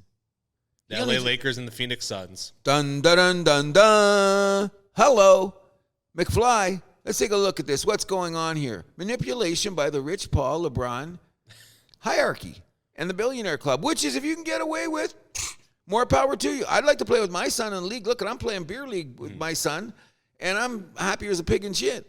You know what I mean? So look, think of LeBron, the first guy who thinks he's the GOAT, playing in the NBA with his son, first time ever. That's a wow. Sure. But the Boston Celtics could be the one that someone's gonna throw a fly in the milk. I just because I can't see because there's like that much resentment and under the table dislike around the league. And don't forget, there's that guy in New York that's an owner. Oh no. That he's just like he's starting to his team is rising up. But they said he smells something, so he could just throw a wrench in the whole situation just because he throws wrenches into the situation. Correct? Sure. But you're right. Now, here we are talking about Bronny. Doesn't go away, No, it doesn't. And that's why I think it's a joke when we talk about it. One of the things is that when LeBron says he wants nothing to do with the new coach being hired in LA, as Jeannie Buss says, we got to do everything possible to keep LeBron happy. Are we stupid? No. Are we stupid? No, we're just dumb. You know what I mean? It's insane. But anyways, if you can get away with it, what are you going to do? What are you going to say? What can you say? I'm going to say that I'm on the Tim Legler bandwagon. If you don't know who Tim Legler is, he's a very good analyst on ESPN for basketball. He was also a journeyman-type player who played for Philadelphia back in the 90s in the glory days of rough and tumble basketball in the NBA. And he recently came up with a statement that I don't know, like I haven't seen him on TV since this very much. So I don't know if the powers that be are a little bit angry with him. But he put forth the preposition, which I agree with 100%, is too much time on national television is spent catering to big markets. So the smaller teams do not get the exposure that they should, and sometimes they are the better team with the better player. And if you want to advance and expose the league to the next generation, shouldn't you put a little bit more time in on these teams? Mm-hmm. Well, especially if they're making some noise. OKC? Yep. You know what I mean? But look at Indiana. Oh, that's what I'm saying. And look at, and you know what a sigh of relief? Like when they had the semifinals now, and this is where Legler's getting at, and I agree, and I think I mentioned it on the show, is that executives at all the networks were in a complete panic mode thinking Indiana, Minnesota for a final. Oh my, you know what I mean? Sure. If you're in the boardroom, what are they thinking? Oh my God. Now, the networks are freaking out. Oh, it had to be. And I'm with Legler. Why should they be? If you got great players and you promote it properly and everybody understands who they are, they should be able to rise up and draw the audience that you think that you're demanding because you've got a high quality, high competition product. Mm-hmm. Correct? Sure. They don't market it that way. We got to hear LeBron. We got to hear Durant. We got to hear Curry. Blah, blah, blah, blah, blah. So they're going to be gone soon. Let's bring out the new players. Isn't it time to get fresh? New spring in the NBA, please. Thank you. Well, this is what we're seeing right now. So turning of the page. A bit, because now we got to discuss this NBA final, which is one of the most intriguing finals in years. Well, let's wrap up the conference finals first. Okay. So obviously Boston sweeping Indiana, which was something I said could happen, although I didn't think it would. Pacers just kept puking it up. Halliburton went down. It was done. Yeah. It was done. Shout out to Pascal Siakam for his, because he's going to get another contract. Sure. His stock went up in these playoffs. He did. Got to give him credit for that, defensively and offensively. So if there's any bright light there, I mean, in Indiana, he got a good future. Absolutely, he does. You know, they got a good future. I mean, Halliburton, that's a nice one, too, they got. Yep, and a couple of those kids, Miles Turner, yep, et cetera, so they're not too bad. Sorry to see them go down like that 4-0. And to see in the other conference, what 5 games it's over? Yeah. Minnesota, they dug their own grave. Dallas going to the NBA Finals. And it's like this, though. When we were talking about the playoffs, and we've discussed it last week about the gospel about these stories, and they go on how good the stories are. It's turning out that the NHL story has been a little bit more intriguing and a little bit more exciting than the NBA story. Agreed. However, because the NBA, the only round that really wowed me was the second round. Yeah, and everything else has been kind of like kick to the curb shit. The thing, though, that this finals, did you see all the storylines that can come out of this? Oh, I know. So legacies are going to be made either way. First of all, can we get straight to the point here? I am not a fan of that pudgy, doughboy, Lithuanian, Slovenian, yell at the referees, I'm God's gift to basketball, motherfucker, Luka Doncic. But congratulations for getting to the finals. With, of all people, Kyrie Irving. Going to his 4th NBA Finals. Yes. Okay. Yeah, his 4th NBA Finals. People, let's put that into perspective. A guy that we're just trying to run out of the league about 2 years ago, and at the height of COVID, he was the biggest pariah on the planet. And now he's taking a guy that was supposed to be the face of the league, who's not entirely liked and has done some outrageously ridiculous things on court that should have been teched. We know how he got the fan kicked out. Yeah. Blah, blah, blah. So he's no saint. He's a bitch to me. He's made our top bitch list every year in the NBA. We've had it so far. And I'm sure he's going to return to it there again. However, it's very intriguing for the three young guys like Lively, Washington, etc., banging the boards so that Kyrie and Luka can do their thing. Going to be interesting. It's going to be very interesting. Kyrie going back to Boston, his former team. We all know they love him there, so that should be a lot of fun. Not only that, but remember Dallas tried to do the Porzingis experiment, and that failed, and he went back to Boston now to get his championship. So the bottom line is this. I seen a great meme where they showed Boston walking into the finals, and it looked like paradise. And then they showed the guy walking into the finals in the Western Conference. It looked like he was going through hell. So it could be a little bit of a competition difference, do you think? I don't know. Well, I mean, Boston certainly looked like that the easier road to the finals. Okay, I agree. But I'll put it into perspective like this. This is Jason Tatum's, second or third finals with Jaylen Brown? 8 years ago, they went to the conference finals. You mean playoffs? In the playoffs. This is their This is their second finals. Second finals, but how many conference finals have they been to? 5? Oh, like in the 8 this got to be years? like fourth or fifth, yeah. Easily. Okay, so we're talking about guys that were going against LeBron as rookies in the conference finals. They were the preemptive pick to win the East before the season even started. Oh, I know. You know, especially bringing in True Holiday and Porzingis. Okay, and then they played that stupid 3-ball bullshit all year because they had no competition. I'm saying the defense has got to win it for the Boston Celtics, and if they lose this finals, that's a huge blemish on the whole organization, the whole freaking operation. Oh, agreed. And you know how much I hate the Celtics? Of course we do. Okay, so now what am I supposed to do? Cheer for Luka? Yes, you do. Oh, my God. So one thing I was surprised about was after Dallas won the Western Conference, the TNT guys were giving Dallas no credit, no chance. That they're like, oh, they're going to have to beat Boston. They're going to have to beat Boston.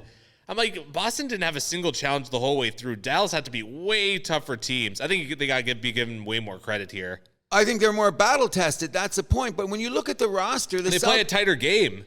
Oh, but that's what drives everybody crazy because the Celtics lineup is built to beat anybody. Inside out, three-pointers, the whole 9 yards. They got the best roster in basketball. But they play a little silly sometimes. Oh, they play like they don't like they were privileged or whatever you call that. You know, like we're the Boston Celtics. Here we are now. Entertain us. Fuck you. That's what I got to say. But it's going to be hard for me to cheer because I got no Luka love. I got no Jason Kidd love. I'll give a little Hardaway love because he went to Michigan. How's that? Sure. Okay, I'm looking for something. I like Lively except for the fact that he went to Duke. You know what I mean? But I like his playing. And that PJ Washington is a wonder. Just to be out there playing like that's our surprise player of the playoffs. Oh, he brings his lunch bucket to the game every day, leaves his uniform on the court when he's done. Love that kind of shit. I think it's going to be a great final. I really do. Because Luka and Kyrie are showing up. You know what I mean? They came to play. You're damn right they have. And what did we discuss last week? And you've noted it too watching it. How Luka can control the pace of a game. Oh, he certainly can. So, excuse me. Excuse you. Who's going to defend him? Jaylen Brown? I would think. I think that would be a good thing with the switch being Holiday. Yeah. Because they're going to. I think they want Holiday on Kyrie. Kyrie a little bit more. But you know what? I find this. Both Kyrie and Luka are just amazing offensive players. Okay, so in most situations, if you guard them at a 50-50 pace, you're successful. What has made them really crazy is that Jason Kidd, like you said last week, buying into the defense. Everybody's bought in. Wow, you know what I mean? Luka using that big Pillsbury Doughboy body to move people around when he's going into the paint. Getting into the lane so people can't just charge down to get free baskets like you see him going against Dallas for years. He's actually running back on defense. And you know what? Kyrie always could play a modicum of defense when he wanted to. He didn't get to 4 finals just because he was totally an offensive guy. No, but he's always been known primarily as a scorer. 100%. Primarily an inside scorer. 100%. You know what I mean? And when he's on, he's unstoppable. You know, or as they say, box office. But he does have some defensive chops, and he showed it. Oh, he does. You know what I mean? Like, he played with Anthony a bit there. Like, Anthony Anthony was a growing ladder. Ant-Man, you'll be back. Don't worry about it. All will be back. And like I'm saying, I'm predicting now. I think if the conference finals next year is John Morant against Ant-Man, that's going to be amazing. And I don't care if Memphis is small market, and I don't care if Minnesota is small market. I want both of them. There's going to be a number of teams in the West, though. Dirty! And Houston's coming. You know what I mean? So what's your call on Denver, and don't forget Dallas. They just got there. Exactly, and they weren't even supposed to be there, but they had a nice run. Ever since trade deadline. You got it. They took it up another gear. Jason Kidd got to be considered. Was he coach of the year or somebody else already won it? Oh, I'm not sure. I think somebody because they gave it out. I forget who ended up winning it, but it doesn't matter. Great job in Dallas. Like, they went through a gauntlet, and here they are. And I'm telling you what, Boston, if you play some of that sleepy-ass bullshit, we're going to throw threes because we feel like basketball, I hope you lose. I'm going to be completely Switzerland on this, and I'm going to predict that the Celtics are going to win just because they're the better roster. I don't know in how many games. I don't care. Come on, you got to say how many games. I think they're going to do it in 6, okay? And break the hearts of Dallas because make them lose in there just because Luka's got to lose before you win. This is Luka's first final, right? It is. This is his second conference final yeah. and a good final. I'm not going to wish him any luck. Who do you think is winning finals MVP then? Tatum?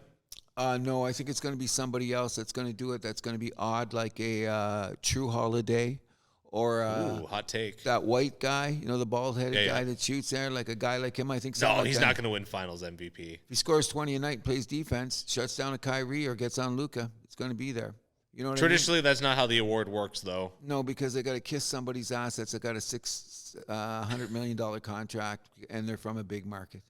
Correct? Anyways, I'm not cheering for either team. I'm just a fan of the game, so I really want to watch the games, and I hope they're exciting. You know what I mean? I'm going to predict Dallas in 6. Wow. And Luka's going to win the finals MVP. If they win, he's going to get it. I'm just hope that Kyrie comes in with those funky shoes and wearing and get the pole that he's borrowed from Gandalf. Got a little sage going, and his eyes are a bit red. Coming into the little glazed, coming into the stadium. I think that would totally make me kind of sort of cheer for Dallas. Yeah, come on, Dallas, let's go. Put Boston in their place. Great thing about Dallas is that the networks aren't too happy. Dallas is a big market. A very big market. You know what I mean? Especially when you got that Texas area. Yeah, so I think ABC, ESPN are going to be quite pleased with the ratings. Sure they are. Dallas, Boston, come on. Tons of star power. What more could you ask for? Yes, and no more TNT. For the rest of the season. For the rest of the season. They'll be back in October, though, for their last season. Oh, next year's their last season? Yeah. Oh, okay. And I hope they don't bring on Draymond Green anymore. I turned him off every time I see him. You won't see him until he's eliminated. Then I want to see the guy. Don't tell me how good he is. Not going to deal with all that bullshit. But that's enough about basketball. Good luck. Let's everybody watch. And let's just hope we have a great final. Absolutely. There you go. We will move this on to the NHL Stanley Cup Finals. Speaking or of Stanley Dallas. Cup playoffs. But a couple things before we get to the playoffs. I forgot to mention last week there was a weird draft pick only deal between the Blackhawks and the Islanders. So weird. Usually you see these types of deals on the draft floor, but this is so weird. A month before the draft we got one of these deals. So I don't know if it's Chicago guy had some intel that maybe a guy that they want won't be available at 20. They're thinking, we think we have a slam dunk to get him at 18. I don't know. I'd like to see the guys' draft boards in the mock draft. Because the positioning move is dick all. Yeah. And you're giving up a position in 2 draft. spots, so that's a lot of times. Yeah. And they're saying in the NHL this year it's the drop off is at 20. So that's when basically the top 6, top 4 guys are all gone. But they gave it was a later draft pick, but they gave up a draft pick too. It's just a weird Blackhawks? Yeah. Yeah, they traded 3 picks and they got 2 back. Yeah. So they lost a pick in the long run, even though it's a late round, and like you're saying. And Chicago has a glut of draft picks, so I don't think they're hurting. The thing is, like you're saying, down the road, those prospects are like prospects. But the bottom. Those second round picks, that they gave to get this done, basically. Oh yeah, that's right. Yeah, but so I'm looking at it. It's odd. It just seems very. I don't. How many times have you seen trades like this? Never. Watching hockey over the years. Yeah, that's when it happened. If it doesn't happen on the draft floor, it's happening the day before the draft. Or exactly. Something. So the thing is, people must be thinking around the league. What player are Chicago looking at? I bet you that amped up the scouting departments in every team. Going, what's going on over there in Chicago? Got to. And they have a big choice at number 2, whether or not they go for a defenseman or a forward.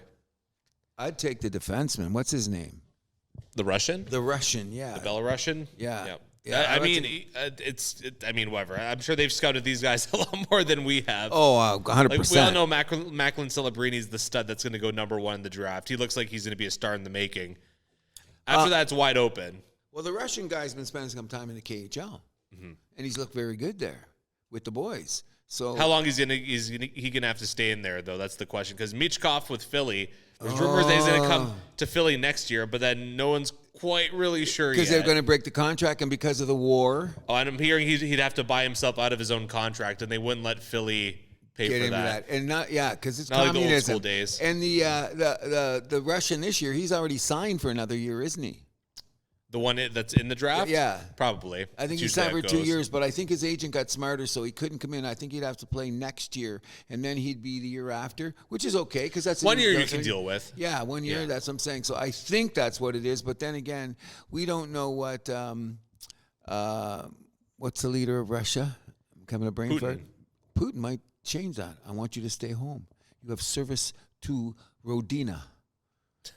Or whatever those Russian bullshit say, whatever they do. Politics. Yeah, something we're not going to really get involved in. And I'm glad that we didn't bring up something that happened major in this week, so let's keep moving on. Okay. There was a picture that leaked this week from Mitch Marner's meeting with head coach. Wait, before you say that, we didn't even say congratulations to Sheldon Keefe getting a new job in Jersey last week. Oh, you want to do that first? Of course. That would be insulting happened on to Monday, mine. so. You're so happy that he got a new job, aren't you? Look at the smile on your your face. Oh, listen to you now. I heard we all knew he was going to land on his feet. You drove him to the airport. Is that true? I'm I didn't want to be a dick about it. Did Andrew drive Keefe to the airport to get his new job? That's what I heard. He was when someone asks you for a ride to the airport, you don't say no. I know you. I heard you were parked in front of his driveway, making sure he was getting in, so it wouldn't be pack. And and you didn't even say congratulations last week. Should have been your job because he's the it was official on Monday, so I think we should say congratulations today. I think that'd be fair. Sheldon, we love you with French fries. Got any ketchup? I don't understand that. Okay, yeah, I always have ketchup with my French fries. That's all I'm saying. Come on. The guy's going to be in a position next year where he's going to be coach of the year. You heard it here first. Depending on the goaltending. They're going to bring Samsonov as their backup and have a tandem with Jake Allen, and that could work. Think about it. I thought you were going to say Ullmark, but... But I don't think that too much money. I think that because it's salary cap, I've been watching your cap friendly, and it doesn't make sense for Jersey to move Ullmark over. It would be better to take a chance because Allen's already under contract, and they're going to get frickin' Samsonov for pennies on the dollar. Maybe. And Keith knows him. Yeah, that's true. Oh, he's not going to get much more than he got now. The guy got sent down to the minors. Okay, but still, it's $3.5 million. That ain't nothing. Okay, so then what's Allen getting? Only $4 million. No, less. Less. Well, either way, yeah, that's fine. The theory at the house that happened? Ullmark's only like $1 million more than Samsonov would be. Oh, maybe a couple mil more. Come on. No, he's already on contract for 1 more year. Who, Ullmark? Yeah. Ooh. 4.5. So at 4.5, 3.5, 7. Okay, at the house that happens, let's have a rule here, which I've respected that you should say. You should not pay your goaltenders more than $6 million a year. 7 tops. Maybe with the rising cap, yeah, up to 7, I would say. Get 7 at the most. So if they did take Ullmark from Boston, they'd have a combination of Ullmark and Allen. At a little less than $7 million a year. That's solid goaltending you right could there. Work with that. You're damn right you could, considering the defense that they have. Dougie Hamilton coming back. Yep. Jack Hughes playing 70 to 80 games instead of 54. The kid on defense, that's the other huge guy. And Nemec are all young, and they're going to come up. They got scoring. Just that things went off the rail, and they never got them back on. I mean, there were some things that Keefe said in his interview with Jeff Merrick I thought were a little strange, though, where he admitted to, number one, not watching much of New Jersey last year. So it's like, okay, you don't really know what you're getting into. I thought that was a little weird. And to just openly admit that. And then there was also the comment that he said he got a bunch of notes and texts from people saying, welcome to the real NHL. Oh, that was weird. You know, they called him out about that on Overdrive, eh? A bunch of guys have been calling him out. Yeah, I've been saying, what's your interpretation? Like, they didn't stick the needle in hard, but it wasn't hard journalism, but they danced around the question. Yeah. Because they're going to dance around anyway because they want the guy back on. Like, if you insult the guy, you never get him back on. No, right? exactly. And you know what? Overdrive could never get Keefe on the show. Oh, yeah. Now he's out of town. He's in Jersey. Guess what? Showed up first show. Well, he was doing the rounds with this media here anyway. Oh, of course he would. But he did more media in the last week being hired from Jersey than he did for the whole year for Toronto. Come on. It's just kind of funny, though. Like, sure. Kyle Dubas gets fired from Toronto. Oh, I need to take some time off. A week later, he's hired. Keefe, I need to take some time off after Toronto. A week later, hired. Well, that's what I'm saying. Stop it. They got agents. It's just bullshit. And I'm glad he landed on his feet. We knew he would. Yeah, he's not a bad coach. No, he's not. He just wasn't your favorite. No. You know what I mean? I don't know. Telling the boys to go out and have fun before Game 7 may not have been the best messaging either. Boy, you're hard on that Keefe guy. You must be happy you got a time. You got a hardcore now in Berube. Thank you very much. You got a hardcore now. I as don't long know as where he's he's going not to go. checking players for their pictures on their phones. I think we're good. Come on. I think they're deeper than that. I think him and Shanahan have a bigger connection than we realize about their philosophies of hockey. I think when they probably got in the room together, having played in the league at the same time, and the discussions and the funny videos and all that came out. Although you would think Shanahan, from there he played, that would be a little bit more reflective of the team that he's the president of. It didn't quite work out that way. So what is it? What are you saying? Soft? I'm just saying it's a little like I'm soft. What? Soft. Yeah, a little bit. Okay, so like... I mean, they made a lot of strides this year. I'm not going to take anything away from what stride? They didn't get as far in the playoffs. That's a step back. But they're harder to play against. And they were actually playing hard defensive hockey. I mean, it was too little, too late. Okay. I'll give you that. Especially when you get down to the last 30 games. So that means that... the situation with them, they got a new coach. Marner's been out for a bite to eat with Berube, and the pictures went viral. Yes. Neither looked like they were smiling. No, from my interpretation, my amateur psychologist interpretation of this was that Marner looked like he was getting defensive about a question, and Berube did not look like he was thrilled about the answer. That's an interesting way of you phrasing it. Okay, so my take on it is this. When you see a guy back in his chair, arms crossed. Point well taken. We watched enough movies. After that. We watched enough movies. My take on it. It looked like Margaret was bargaining. I really want to buy a new house in Toronto. Don't let me leave. Don't let me leave. Don't send me to Utah. Yeah. I can't handle salt flats. And some guy with an afro keeps sitting on a bike outside asking if I need a ride to the airport. He's got a ticket to Montreal.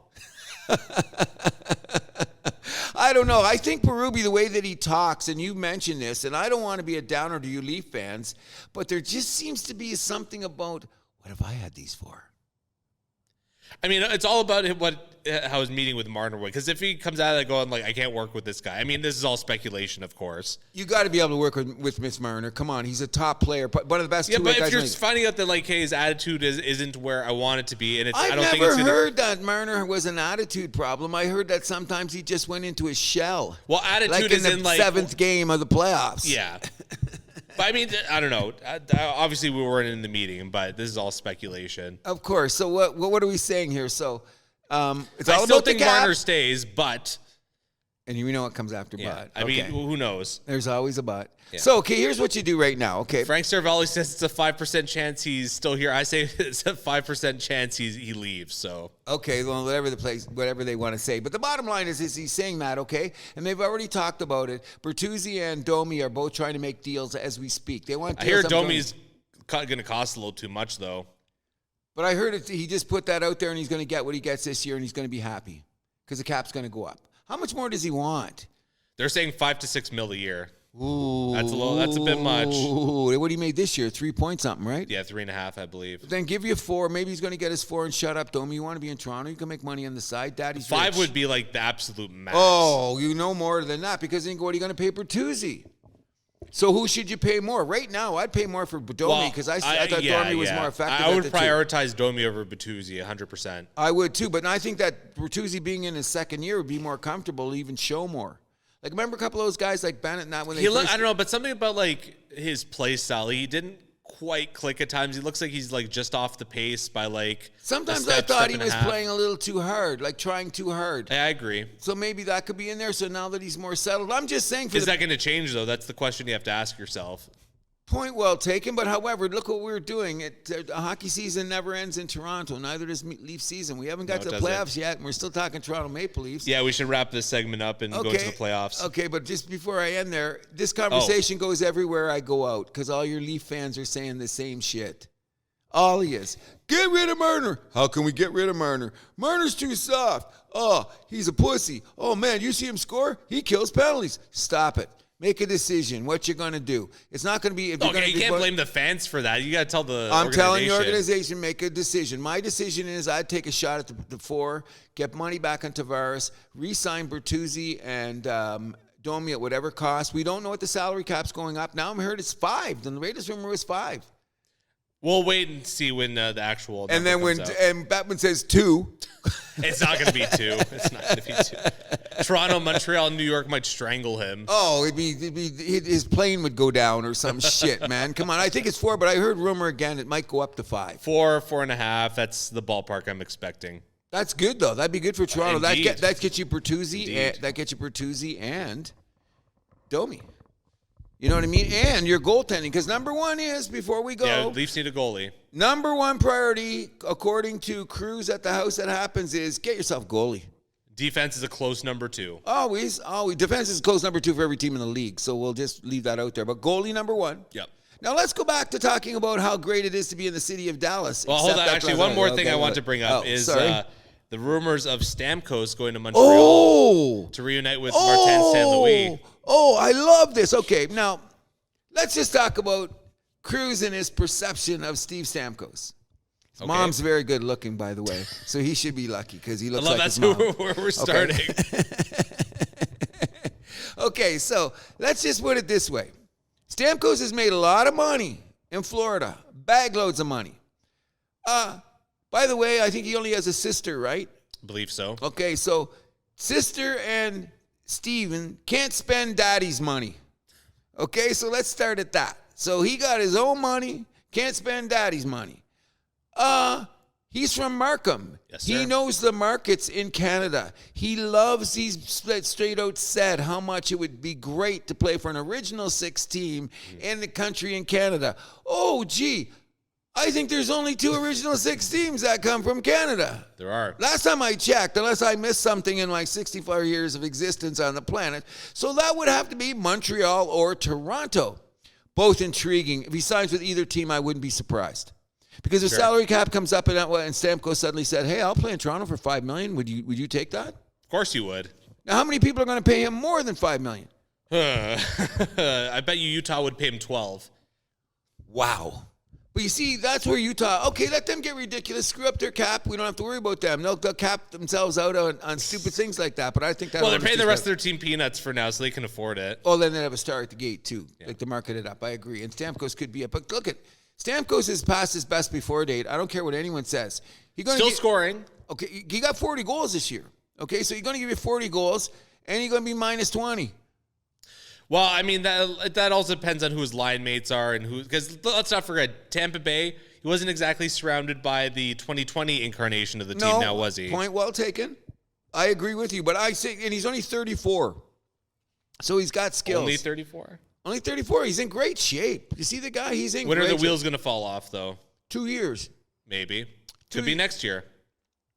Okay, so but once you go around 35, that's like when it's the game on Price is Right of the guy going up the cliff. When's he going to fall off? Okay, you don't know. Okay, I'm not sure about that. Some players play more, some people say less. And like the guy. But how do you know? That's the thing. It's dependent. Okay, so what are you going to do? How many years are you going to sign him? He's going to go to Montreal. He's going to go to Toronto. I like the thought. You would think he would sign a 1-year deal, maybe 2. Okay, maybe 2. 3, but that would be like the absolute max. I would say like that's a little bit more unlikely. Montreal could only sign him for 2 because we wouldn't get ourselves into salary cap trouble down the road with our young guys coming in behind him. But if he could be a stable scoring force, well, a lot of your young guys are already locked up for the next few years, aren't they? Yeah, but the guys coming next will be like the Slavkowskis and the Ghoulies and all those guys. I'll be there if we get 2 years. Fair point. They're going to be coming around. So I'm saying I would only want to give them for 2 years. And you have go there. The last year of a few problem contracts coming up right after that too. Well, yeah, that's year 3 of the last year of Gallagher Anderson. Okay, let's not make fun of our salary cap. No, we're not going there. We're going to other segments. But I could see him coming to Montreal or Toronto. Like, why would he want to play anywhere else? Like, unless he's going to be guaranteed he's going to go like... what about Dallas? Or Vegas. Yeah, there you go. But Vegas is right up against the cap, so I don't know about that, but... But I mean a team that has... Or Colorado. A viable... that would make a lot of sense. You know what I'm saying? A viable team that could... Because the only other reason that he's going to change teams is not to come to Canada, is to chase one more Stanley Cup ring. Absolutely. And that's what players do. So he's got 2 rings now.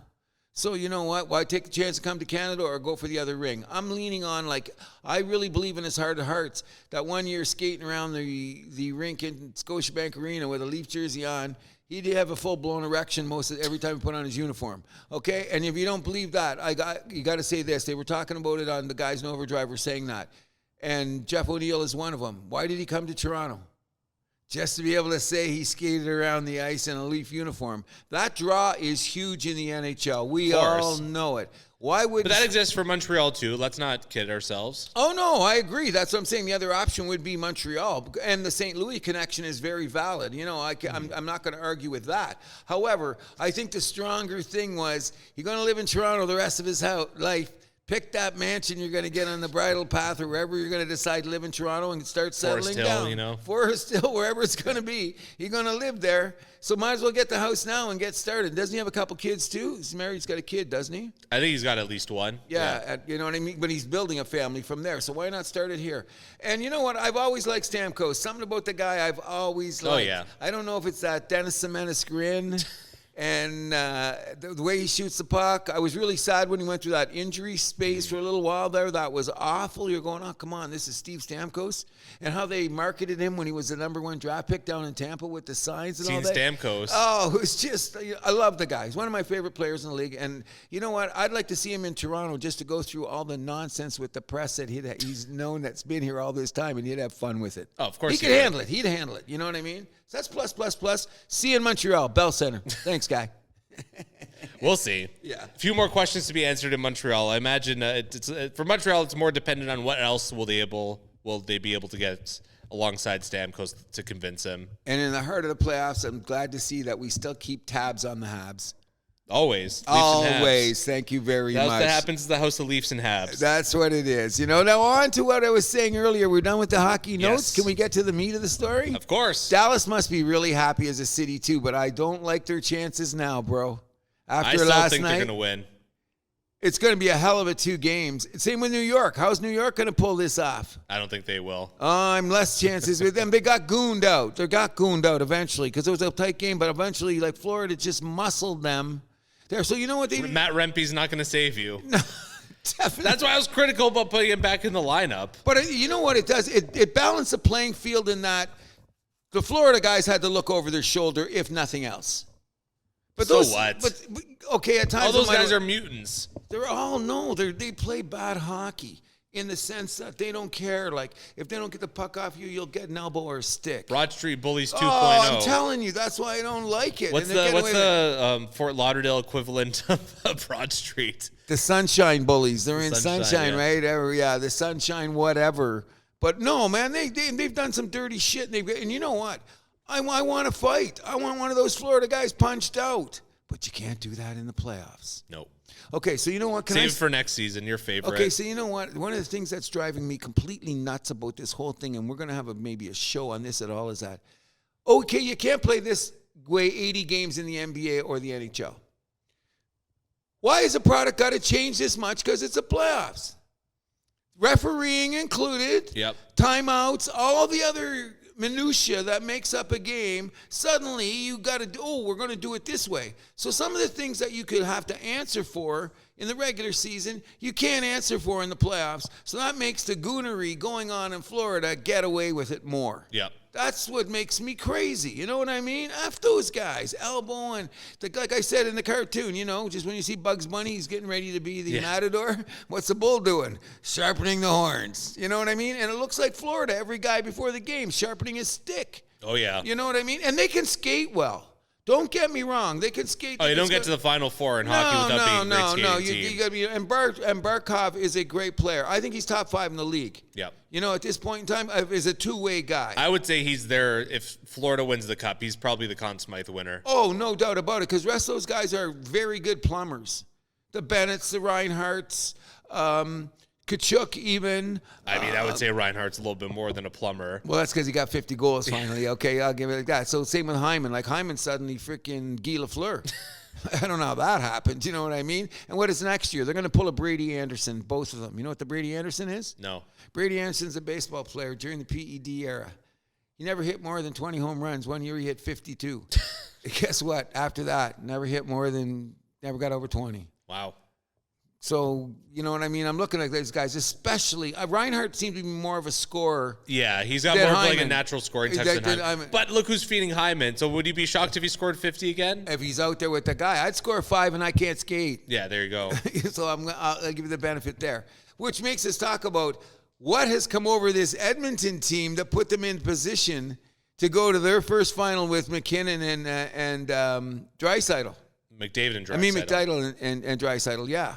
Whew. They took it up another notch. I mean, they're rallying. I mean, because let's be real. Skinner, he's the worst goalie left. Undoubtedly, and he's flopping out there still. Yeah. And I mean, Darnell Nurse has had his moments too, but the guys are just rallying, playing that hard game, north-south. Darnell flying Nurse. Up the ice, getting it done. Okay, Nugent Hopkins, big night last night. Nugent Hopkins. I like him too. He's another player I really like. You hear that, Dom? Nugent Hopkins is a good player. Stop being a hater. There you go. He is. You know why? Because he always seems on the perimeter. You know what I mean? But anyways, let's look at the whole Edmonton situation on the back end, okay? When did they get the guy from Nashville? Last year? Yes. Okay. So that was just one playoff there going on. Their big defenseman last year going into the playoffs was supposed to be Nurse. Yep.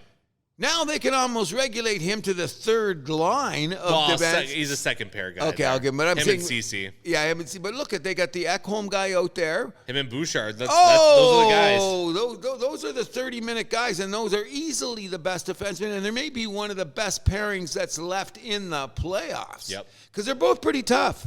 Oh, sure. You know what I mean? They're not backing down. That's why Florida would not be a worry about them, because they'll take a couple of those Florida guys' heads off. And Nurse is going to be tough, and Evander Kane's going to be tough, and Corey Perry's going to cause some grief. Yep. You know? Nurse, though, it's like, I don't know, his motor, should I say, is not always pumping I think at 100%. he's overrated, personally. Can you call him overrated when no one likes him? That's true, too. But he was supposed to rise up to be a potential. He was a top 7 pick. There you go. Okay, that's what I'm getting at. Does he look like a top 7 pick to you right now? Looks like a top 20. I mean, if he was 20 in the draft, I'd go, okay, I think it's unfair to tie guys to their draft ranking, since, like, whatever, that's where they were chosen when they were 18. But isn't that how they do? I mean, it's more the contract I take exception with. Point well taken. Yeah. However, weren't you a mock draft expert? Wouldn't you have seen? I thought you're the mock draft expert. I am. Of course I am. But I'm going to use that in my football acumen. I've got to increase my ability as a hockey guy along the way. But I'm saying that top, I think that could be. And you know what? Okay, they don't like in the NBA because they give a most valuable player for everything, right? Sure. Okay. So there's going to be no most valuable player for conference finals, is there? Sorry? No. That's just baseball NBA, and basketball. Yeah, that bullshit. That's like getting half a BJ or some shit. Why are you going with that? I want the whole enchilada. So if Edmonton wins the Stanley Cup, I think Bouchard will be a candidate for Conn Smythe. Of course he will, but we all know who would win. Not always in hockey. It doesn't always work that way. But looking at the stats now, I mean, McDavid's setting up everybody. Well, I think he'll just get it because he's just the greatest hockey player, one of the greatest hockey players. Unless Draisaitl has a tremendous final. Oh, no. He'll be there, too. He'll be there. He's the best Batman. He's the best Robin I've ever seen in my life. And he's really a Batman. I'm just going to say, but he's the best Robin I've ever seen, but he's really a Batman. And I don't say that often. You know what I mean? It's Gretzky and Messier 2.0. Oh, 100%. And you know what? I'm cheering for everything you say about Edmonton and the town of Edmonton. And you know what, Edmonton? We're cheering for you because you know what? If Toronto was in the finals, I bet you couldn't find anybody in Edmonton that would even cheer for Toronto. No, of course not. You know what I'm saying? But meanwhile, actually, there's a meme I saw that was pretty funny about like Oilers fans. Like, yeah, we don't need you, Flames fans. We don't need you. We don't need you. It's like, oh, why do the rest of the fan base hate us? Yeah, no kidding. You know what I'm saying? But that's the nature of hockey in Canada. But we as a country, I'm cheering for them. I want a Canadian team in there. Of course. I want McDavid to get his flowers. You know what I mean? He's one of the greatest of all time. And if you don't get your ring, then you'll never get that thing as the greatest of all time. So even if he gets one, especially in this cap era, that'd be there huge. You go with Parody City. Why not give it to him? So I'm wishing, do you think they're going to finish it in Edmonton? You know what it's going to be like tomorrow night in Edmonton? I think this is going back to Game 7 in Dallas. But you imagine, I would like to fly to Edmonton, and I don't fly, just to see the atmosphere in the city before game time. Nuts. Tomorrow night's going to be crazy in Edmonton. Next level thing. The police are already opening up the drunk tanks, I hear. Like, it's going to be nuts. The city's going to be shut down for starters. Yep. You know what I mean? Like Sunday, why not? They've never been this close. I mean, they made the conference finals, but they got lost 4-0 or something? Yeah, they got swept. They got swept, right? But this is a game away. First time in, 18 years going back to the finals? It's only rock and roll, but Can't I believe like it's it. already been 18 years since that. I remember that like it was yesterday. Wow, and you're young. Interesting. Dwayne Rolson getting Yes. injured by Carolina. Well, Carolina was a little goony to get on the way to that final. Yeah. Taking out guys in each series. Is that the year they won the cup too, right? Yeah. Yeah. I think they took out Saku Koivu round 1. Oh, yeah. They took out Chris Drury against Buffalo conference finals. They take out the Oilers goalie. And they had a couple of brutes on that team too doing it that. Some monsters on D. Yeah, just big animals. Weren't good for taking people out. So, anyways, now that we're here, the Ranger, I think both series have been most excellent. The quality of the games have been great. I've just got a little bit of rant, and I shouldn't put it this way, but I'm not saying it's been bad refereeing, but at times the refereeing just weirds me out. How did Trouba only get a $5,000 fine? Exhibit A. Like Bunting Bunting had a less egregious elbow, I thought, last year in that first round. He got, 3-4 games? Exactly, but it was Bunting. Trouba doesn't have that much behind him yet. I don't know about that. If you watch Trouba, he maybe should have that reputation. Oh, but he hasn't been busted enough to be able to get up there. Player like safety, where are you at? What player safety? What the hypocrisy? I thought George Ferris was your boy. Not my boy. I'm just saying the hypocrisy of hypocrisies I see out there. Like the elbows flying, like I'm saying. That's why. And sometimes they're not calling it. If it's like seem incidental and they're doing it rough, I go, that's a penalty in game 16. That's a penalty in game 48. That's a penalty in game 62. Yep. Everything goes by now, which is a huge advantage for Florida. You know what I mean? Yep. And it takes away from the pace a bit because Florida, I'm not saying the Rangers are a finesse team, but they're a finesse team. Finesse team? Yeah, they're kind of, don't you think? Yeah. Fox is a great defenseman, but I don't see anything driving anyone through the boards. Especially their forwards are built like a finesse team. Panarin, Zibanejad, those guys. Lafreniere and all that. Kreider's a power forward, but like you don't see him. In name. Yeah. In name, that's all. Because he's good around the net. Yeah, but I mean, and they skate well. They're one of the best skating teams in the Rangers, and they got Sherskin. Best goalie in the playoffs so left by far. Oh, yeah, he's been outrageous there. And you know what I was watching? Never out of position. No, and you know what you were saying last night, too, about Bobo? He's flopping a lot. More, there's a lot of that going on. Lost swimming. You know what he looks like? Dominic Hasek, very, very light. Because Hasek got away with that a lot in his day, but this a couple times last night. Hasek was just like on another level. Oh, yeah, 100%. You know what I mean? And he was a madman. Add that to the combination. And like all goalies? Yes. But, I thought the quality of the games were a little better. I just find in the Dallas-Edmonton series, it doesn't break down on goonery levels at times. That's all I'm saying. Yeah. But the pace of the game is a little bit more. I'm really liking the thing that you're seeing, too, is that Dallas is going to be around for a few years. Like I said this early in the year, it's good to have that second line. Maybe not, because they got some. The guys are signed up, team. but they're still for a couple of years. And Matt Duchene took that sweetheart deal. He'll take another one. Why would How's he going to be this time next year, though? He's going to be a year older. Well, that's a chance you're going to take. But remember I said earlier in the year, the great thing about Dallas is that their number one line is the young guys, but their number two line is a bunch of really good vets who know how to win. I get that, and but I feel like with those defensemen. I get that, but that makes me feel like it's now or never time for the starts because those old guys. I agree. I know where you're going, and they're all less than 35 though. They're all less than 35. They're hovering around 35. Okay, they're getting there. They're getting there. I agree, but I'm saying I think if they don't do it this year, they're going to get another kick at the can. They will be a favorite next year to start. But then after that, their window, like they might have to wait another 5 years for another championship. This is the parity of the NHL. What is your window? 2 or 3 years. You better get it there or have the right pieces for the rebuild, or you ain't going nowhere. And that's what's so frustrating about being in the city of Toronto, because you guys got 8 playoff series in a row, which no one has gotten, and you got nothing. Huh? Yeah. You know what I'm saying? So that juxtaposition is there, too. Yeah, one appearance in the second round. That's it.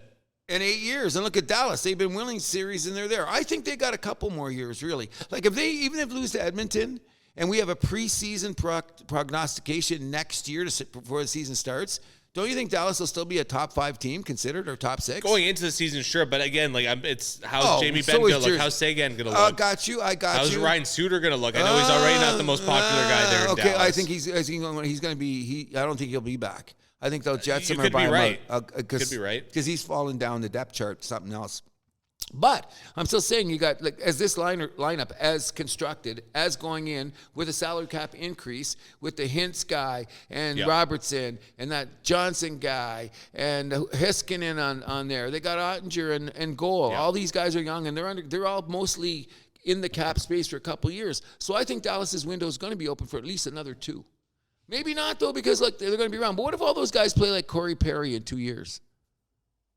I mean, Corey Perry's not the great thing. They took him out of the lineup in Edmonton. He's been a healthy scratch now. Yeah, but look at he's been in the last 2 games in. Okay. He was in there last night, and he was in there doing some shit. He was like, you noticed Corey Perry again. I guess he took a night off. Coach reminded him, you're Corey Perry?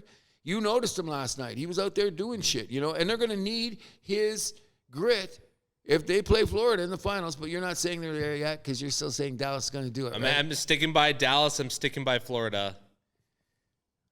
Okay. That should just about do it for hockey, don't you think?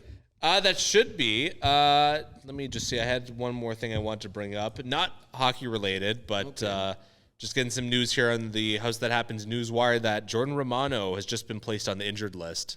I'm not surprised. Something's wrong with him. Something was wrong with him. Ooh, another nail in the coffin for the Toronto Blue Jays? Maybe not, since maybe he'll make Jimmy Garcia our closer for a few games. We shall see. What did we say last year? That closers are just born from opportunities. So many times, and the Green Kid's back. Remember? That's huge. So where is he going to be? He's got to be like what do you say? Like one of the setup guys, like bottom end. I forgot how they phrase it. Bottom high leverage situation. Yeah, he's got to be coming in because has to be. That's what we signed him for. Okay, so you got him, Garcia, Trevor Francis, and who am I missing? Maya. If he can hold Meza up. Those 4 could carry us if they're consistent. It's just a matter of their use. But look, we're in trouble last night. If Romano's gone on the DL or the IL or whatever you want to call it, and we just had, how much pitching did we use yesterday in 14 innings? A lot. Going to be rough. The Baltimore series, what I'm worried about, not this one. Okay. Could be. I mean, I'm looking forward to the game on Monday either way. But for now, it's time for my favorite segment, your favorite segment, everyone in the world's favorite segment. It's the Gospel According to Cruz. Okay, hold on just a second. Oh. Yes? Oh, where did I put it? I'm getting ready here, fans. I'm just being an amateur for a second. I totally said that I had this. Oh, my God. I'm here. Don't worry. Oh, yeah. Cruz is looking through one of his many notebooks here. I'm notebook history, am I? Where did I go? Okay. Sorry about that. When I win the lottery tonight, the first thing I'm going to do is get a personal assistant. So when I need something like this, it's handed to me so I can start just like this. In recent weeks, the NCAA, which is the governing body of the student athletes participating in all sports and all universities in the United States of America, has settled an out-of-court claims made by a variety of student athletes who believe they were missed out on monies they could have generated using their name, image, and likeness. The claims go back to the year 2020. Glasses switch there, people. When the landscape for scholarships and pay-for-play changed forever and dramatically, a student's role in playing a sport for a college or a university changed. Apparently, the NCAA has put aside over $1 billion to satisfy the claims put forward by affected students who were unable to cash in on their name, image, and likeness because the NCAA was still holding students' feet to the fire in a belief that all students are amateurs and not paid professionals. Now, I'm not going to get into the exact monies the NCAAs will pay out, nor will I take the task of identifying all the students involved. However, the fact that the NCAA is settling this matter before it gets to court leads me to believe the NCAA knew they had no chance of winning the case, and the details in the case have exposed the hypocrisy and the deceit the NCAA has used for decades in order for them and the universities to generate large sums of money on the backs of student athletes who are supposedly not getting a single cent. Well, history has shown that universities were complicit in a lot of backdoor deals that ensured top high school athletes attended their particular university. In college football, recruiting violations were rampant, yet at times unchecked. In basketball, players were committed to university for no other reason than the perks they received for attending said university. All of these shenanigans were powered by the power conferences to untold profits generated by TV deals and corporate sponsors. And while the student body was to be rendered amateurs, there was perennial alumni of boosters supplying treats for said athletes who may have come in through the back door. Everyone's hands were dirty, but the people looked the other way in the name of profits and ratings.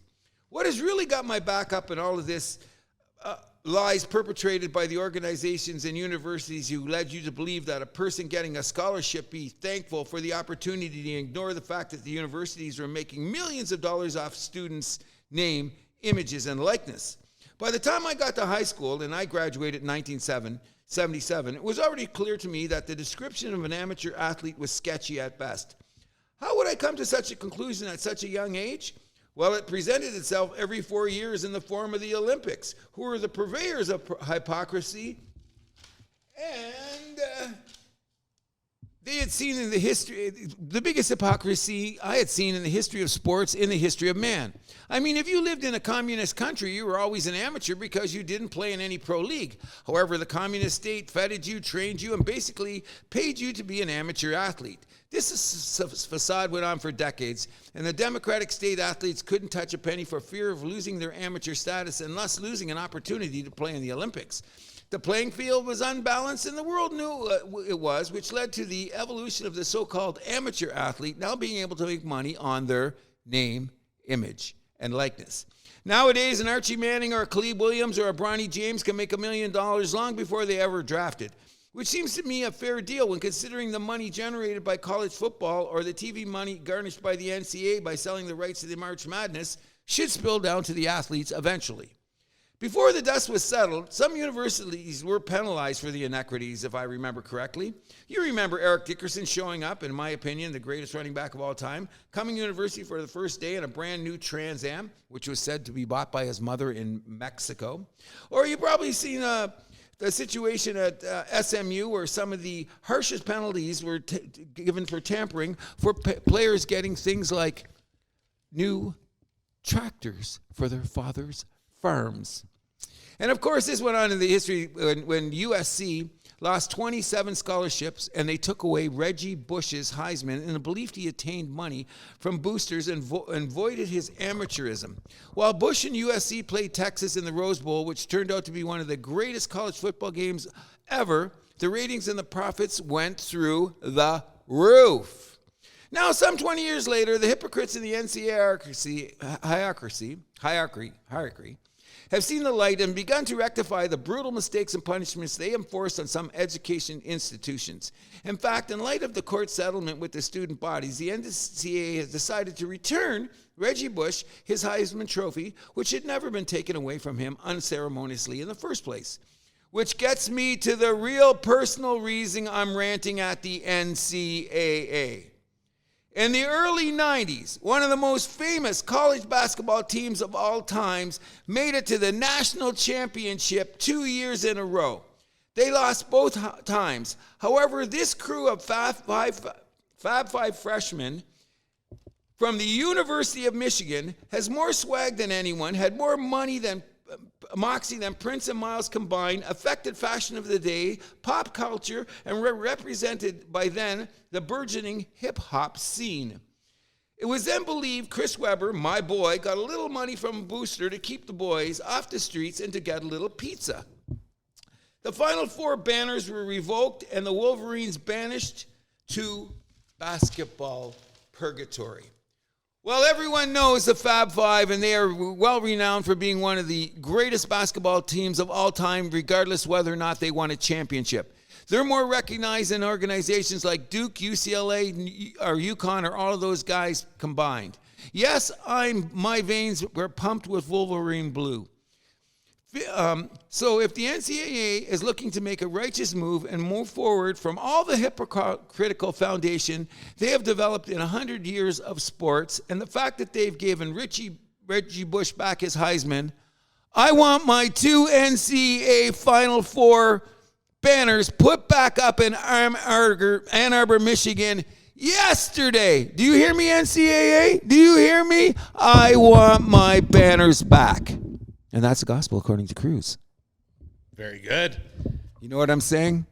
If they're getting them back, I want the banners back. I Makes want sense. them. You know what I'm saying? After all is said and done, anybody that wants a fact checked on anything, just plug in on your computer NCAA giving up money for this case. You'll be reading for 3 years. Trust me, I hit a couple buttons. It's insane. Anyways, another great show, buddy. Is there anything else you want to bring to the table before we go? Yeah, one thing I forgot to bring up is the Champions League final today. The last big soccer match of the year, basically, in Europe. It's going to be Real Madrid versus Borussia Dortmund. I got to think Real Madrid's going to win this one. They seem to win Champions League whenever they're in the finals, so best of luck to both those teams. They're playing in Wembley Stadium in England. You know what? This afternoon. This is what I'm talking about, okay? The spillover effect. I'm not a soccer fan, but I knew all about this game more than I knew about NASCAR, which is in North America. Isn't that, you know what I mean? So obviously they know what to do to promote the sport. I knew there was a Champions game. Yeah. And who am I? Mr. Soccer? Not lately. In a couple weeks, once it's Euro Cup time, We're going to get on that. Ready for you guys. Yes, I'm already preparing myself to do it now. But anyways, we're running late. We both got to get out of here. By this time next week, we will have our 2 Stanley Cup finalists. Yes, we will. It should be very Game 1's exciting. going to be next Saturday. That's right. We'll be on that. It should be good. Should be fun. In any event, once again, I'm going to tell everybody, if you're not doing anything tonight, I hope to see you at the Rock Pile to see the greatest Led Zeppelin tribute in North America, and I will be there. Enjoy the hockey. Enjoy the basketball. Finals start on Thursday for the NBA. Enjoy the baseball. Go Blue Jays. Golf tournament, Canadian Open. Enjoy the Canadian Open. Enjoy Toronto FC. Enjoy yourselves. Have a great weekend, everybody. We love you. We love you too. Thanks for listening. We can't say thank you enough. And by the way, my name is Cruz. And I'm Andrew Milani. And what do? We keep the vibe alive. You can find The House That Happens on Podbean, Spotify, Amazon Music, iHeart Radio, Player FM, Samsung, Podchaser, Boomplay, YouTube, and SoundCloud. You can also follow us on Facebook, Instagram, and TikTok at The House That Happens, and follow us on Twitter at House Happens. You can also shoot us an email at thehousethathappens@gmail.com.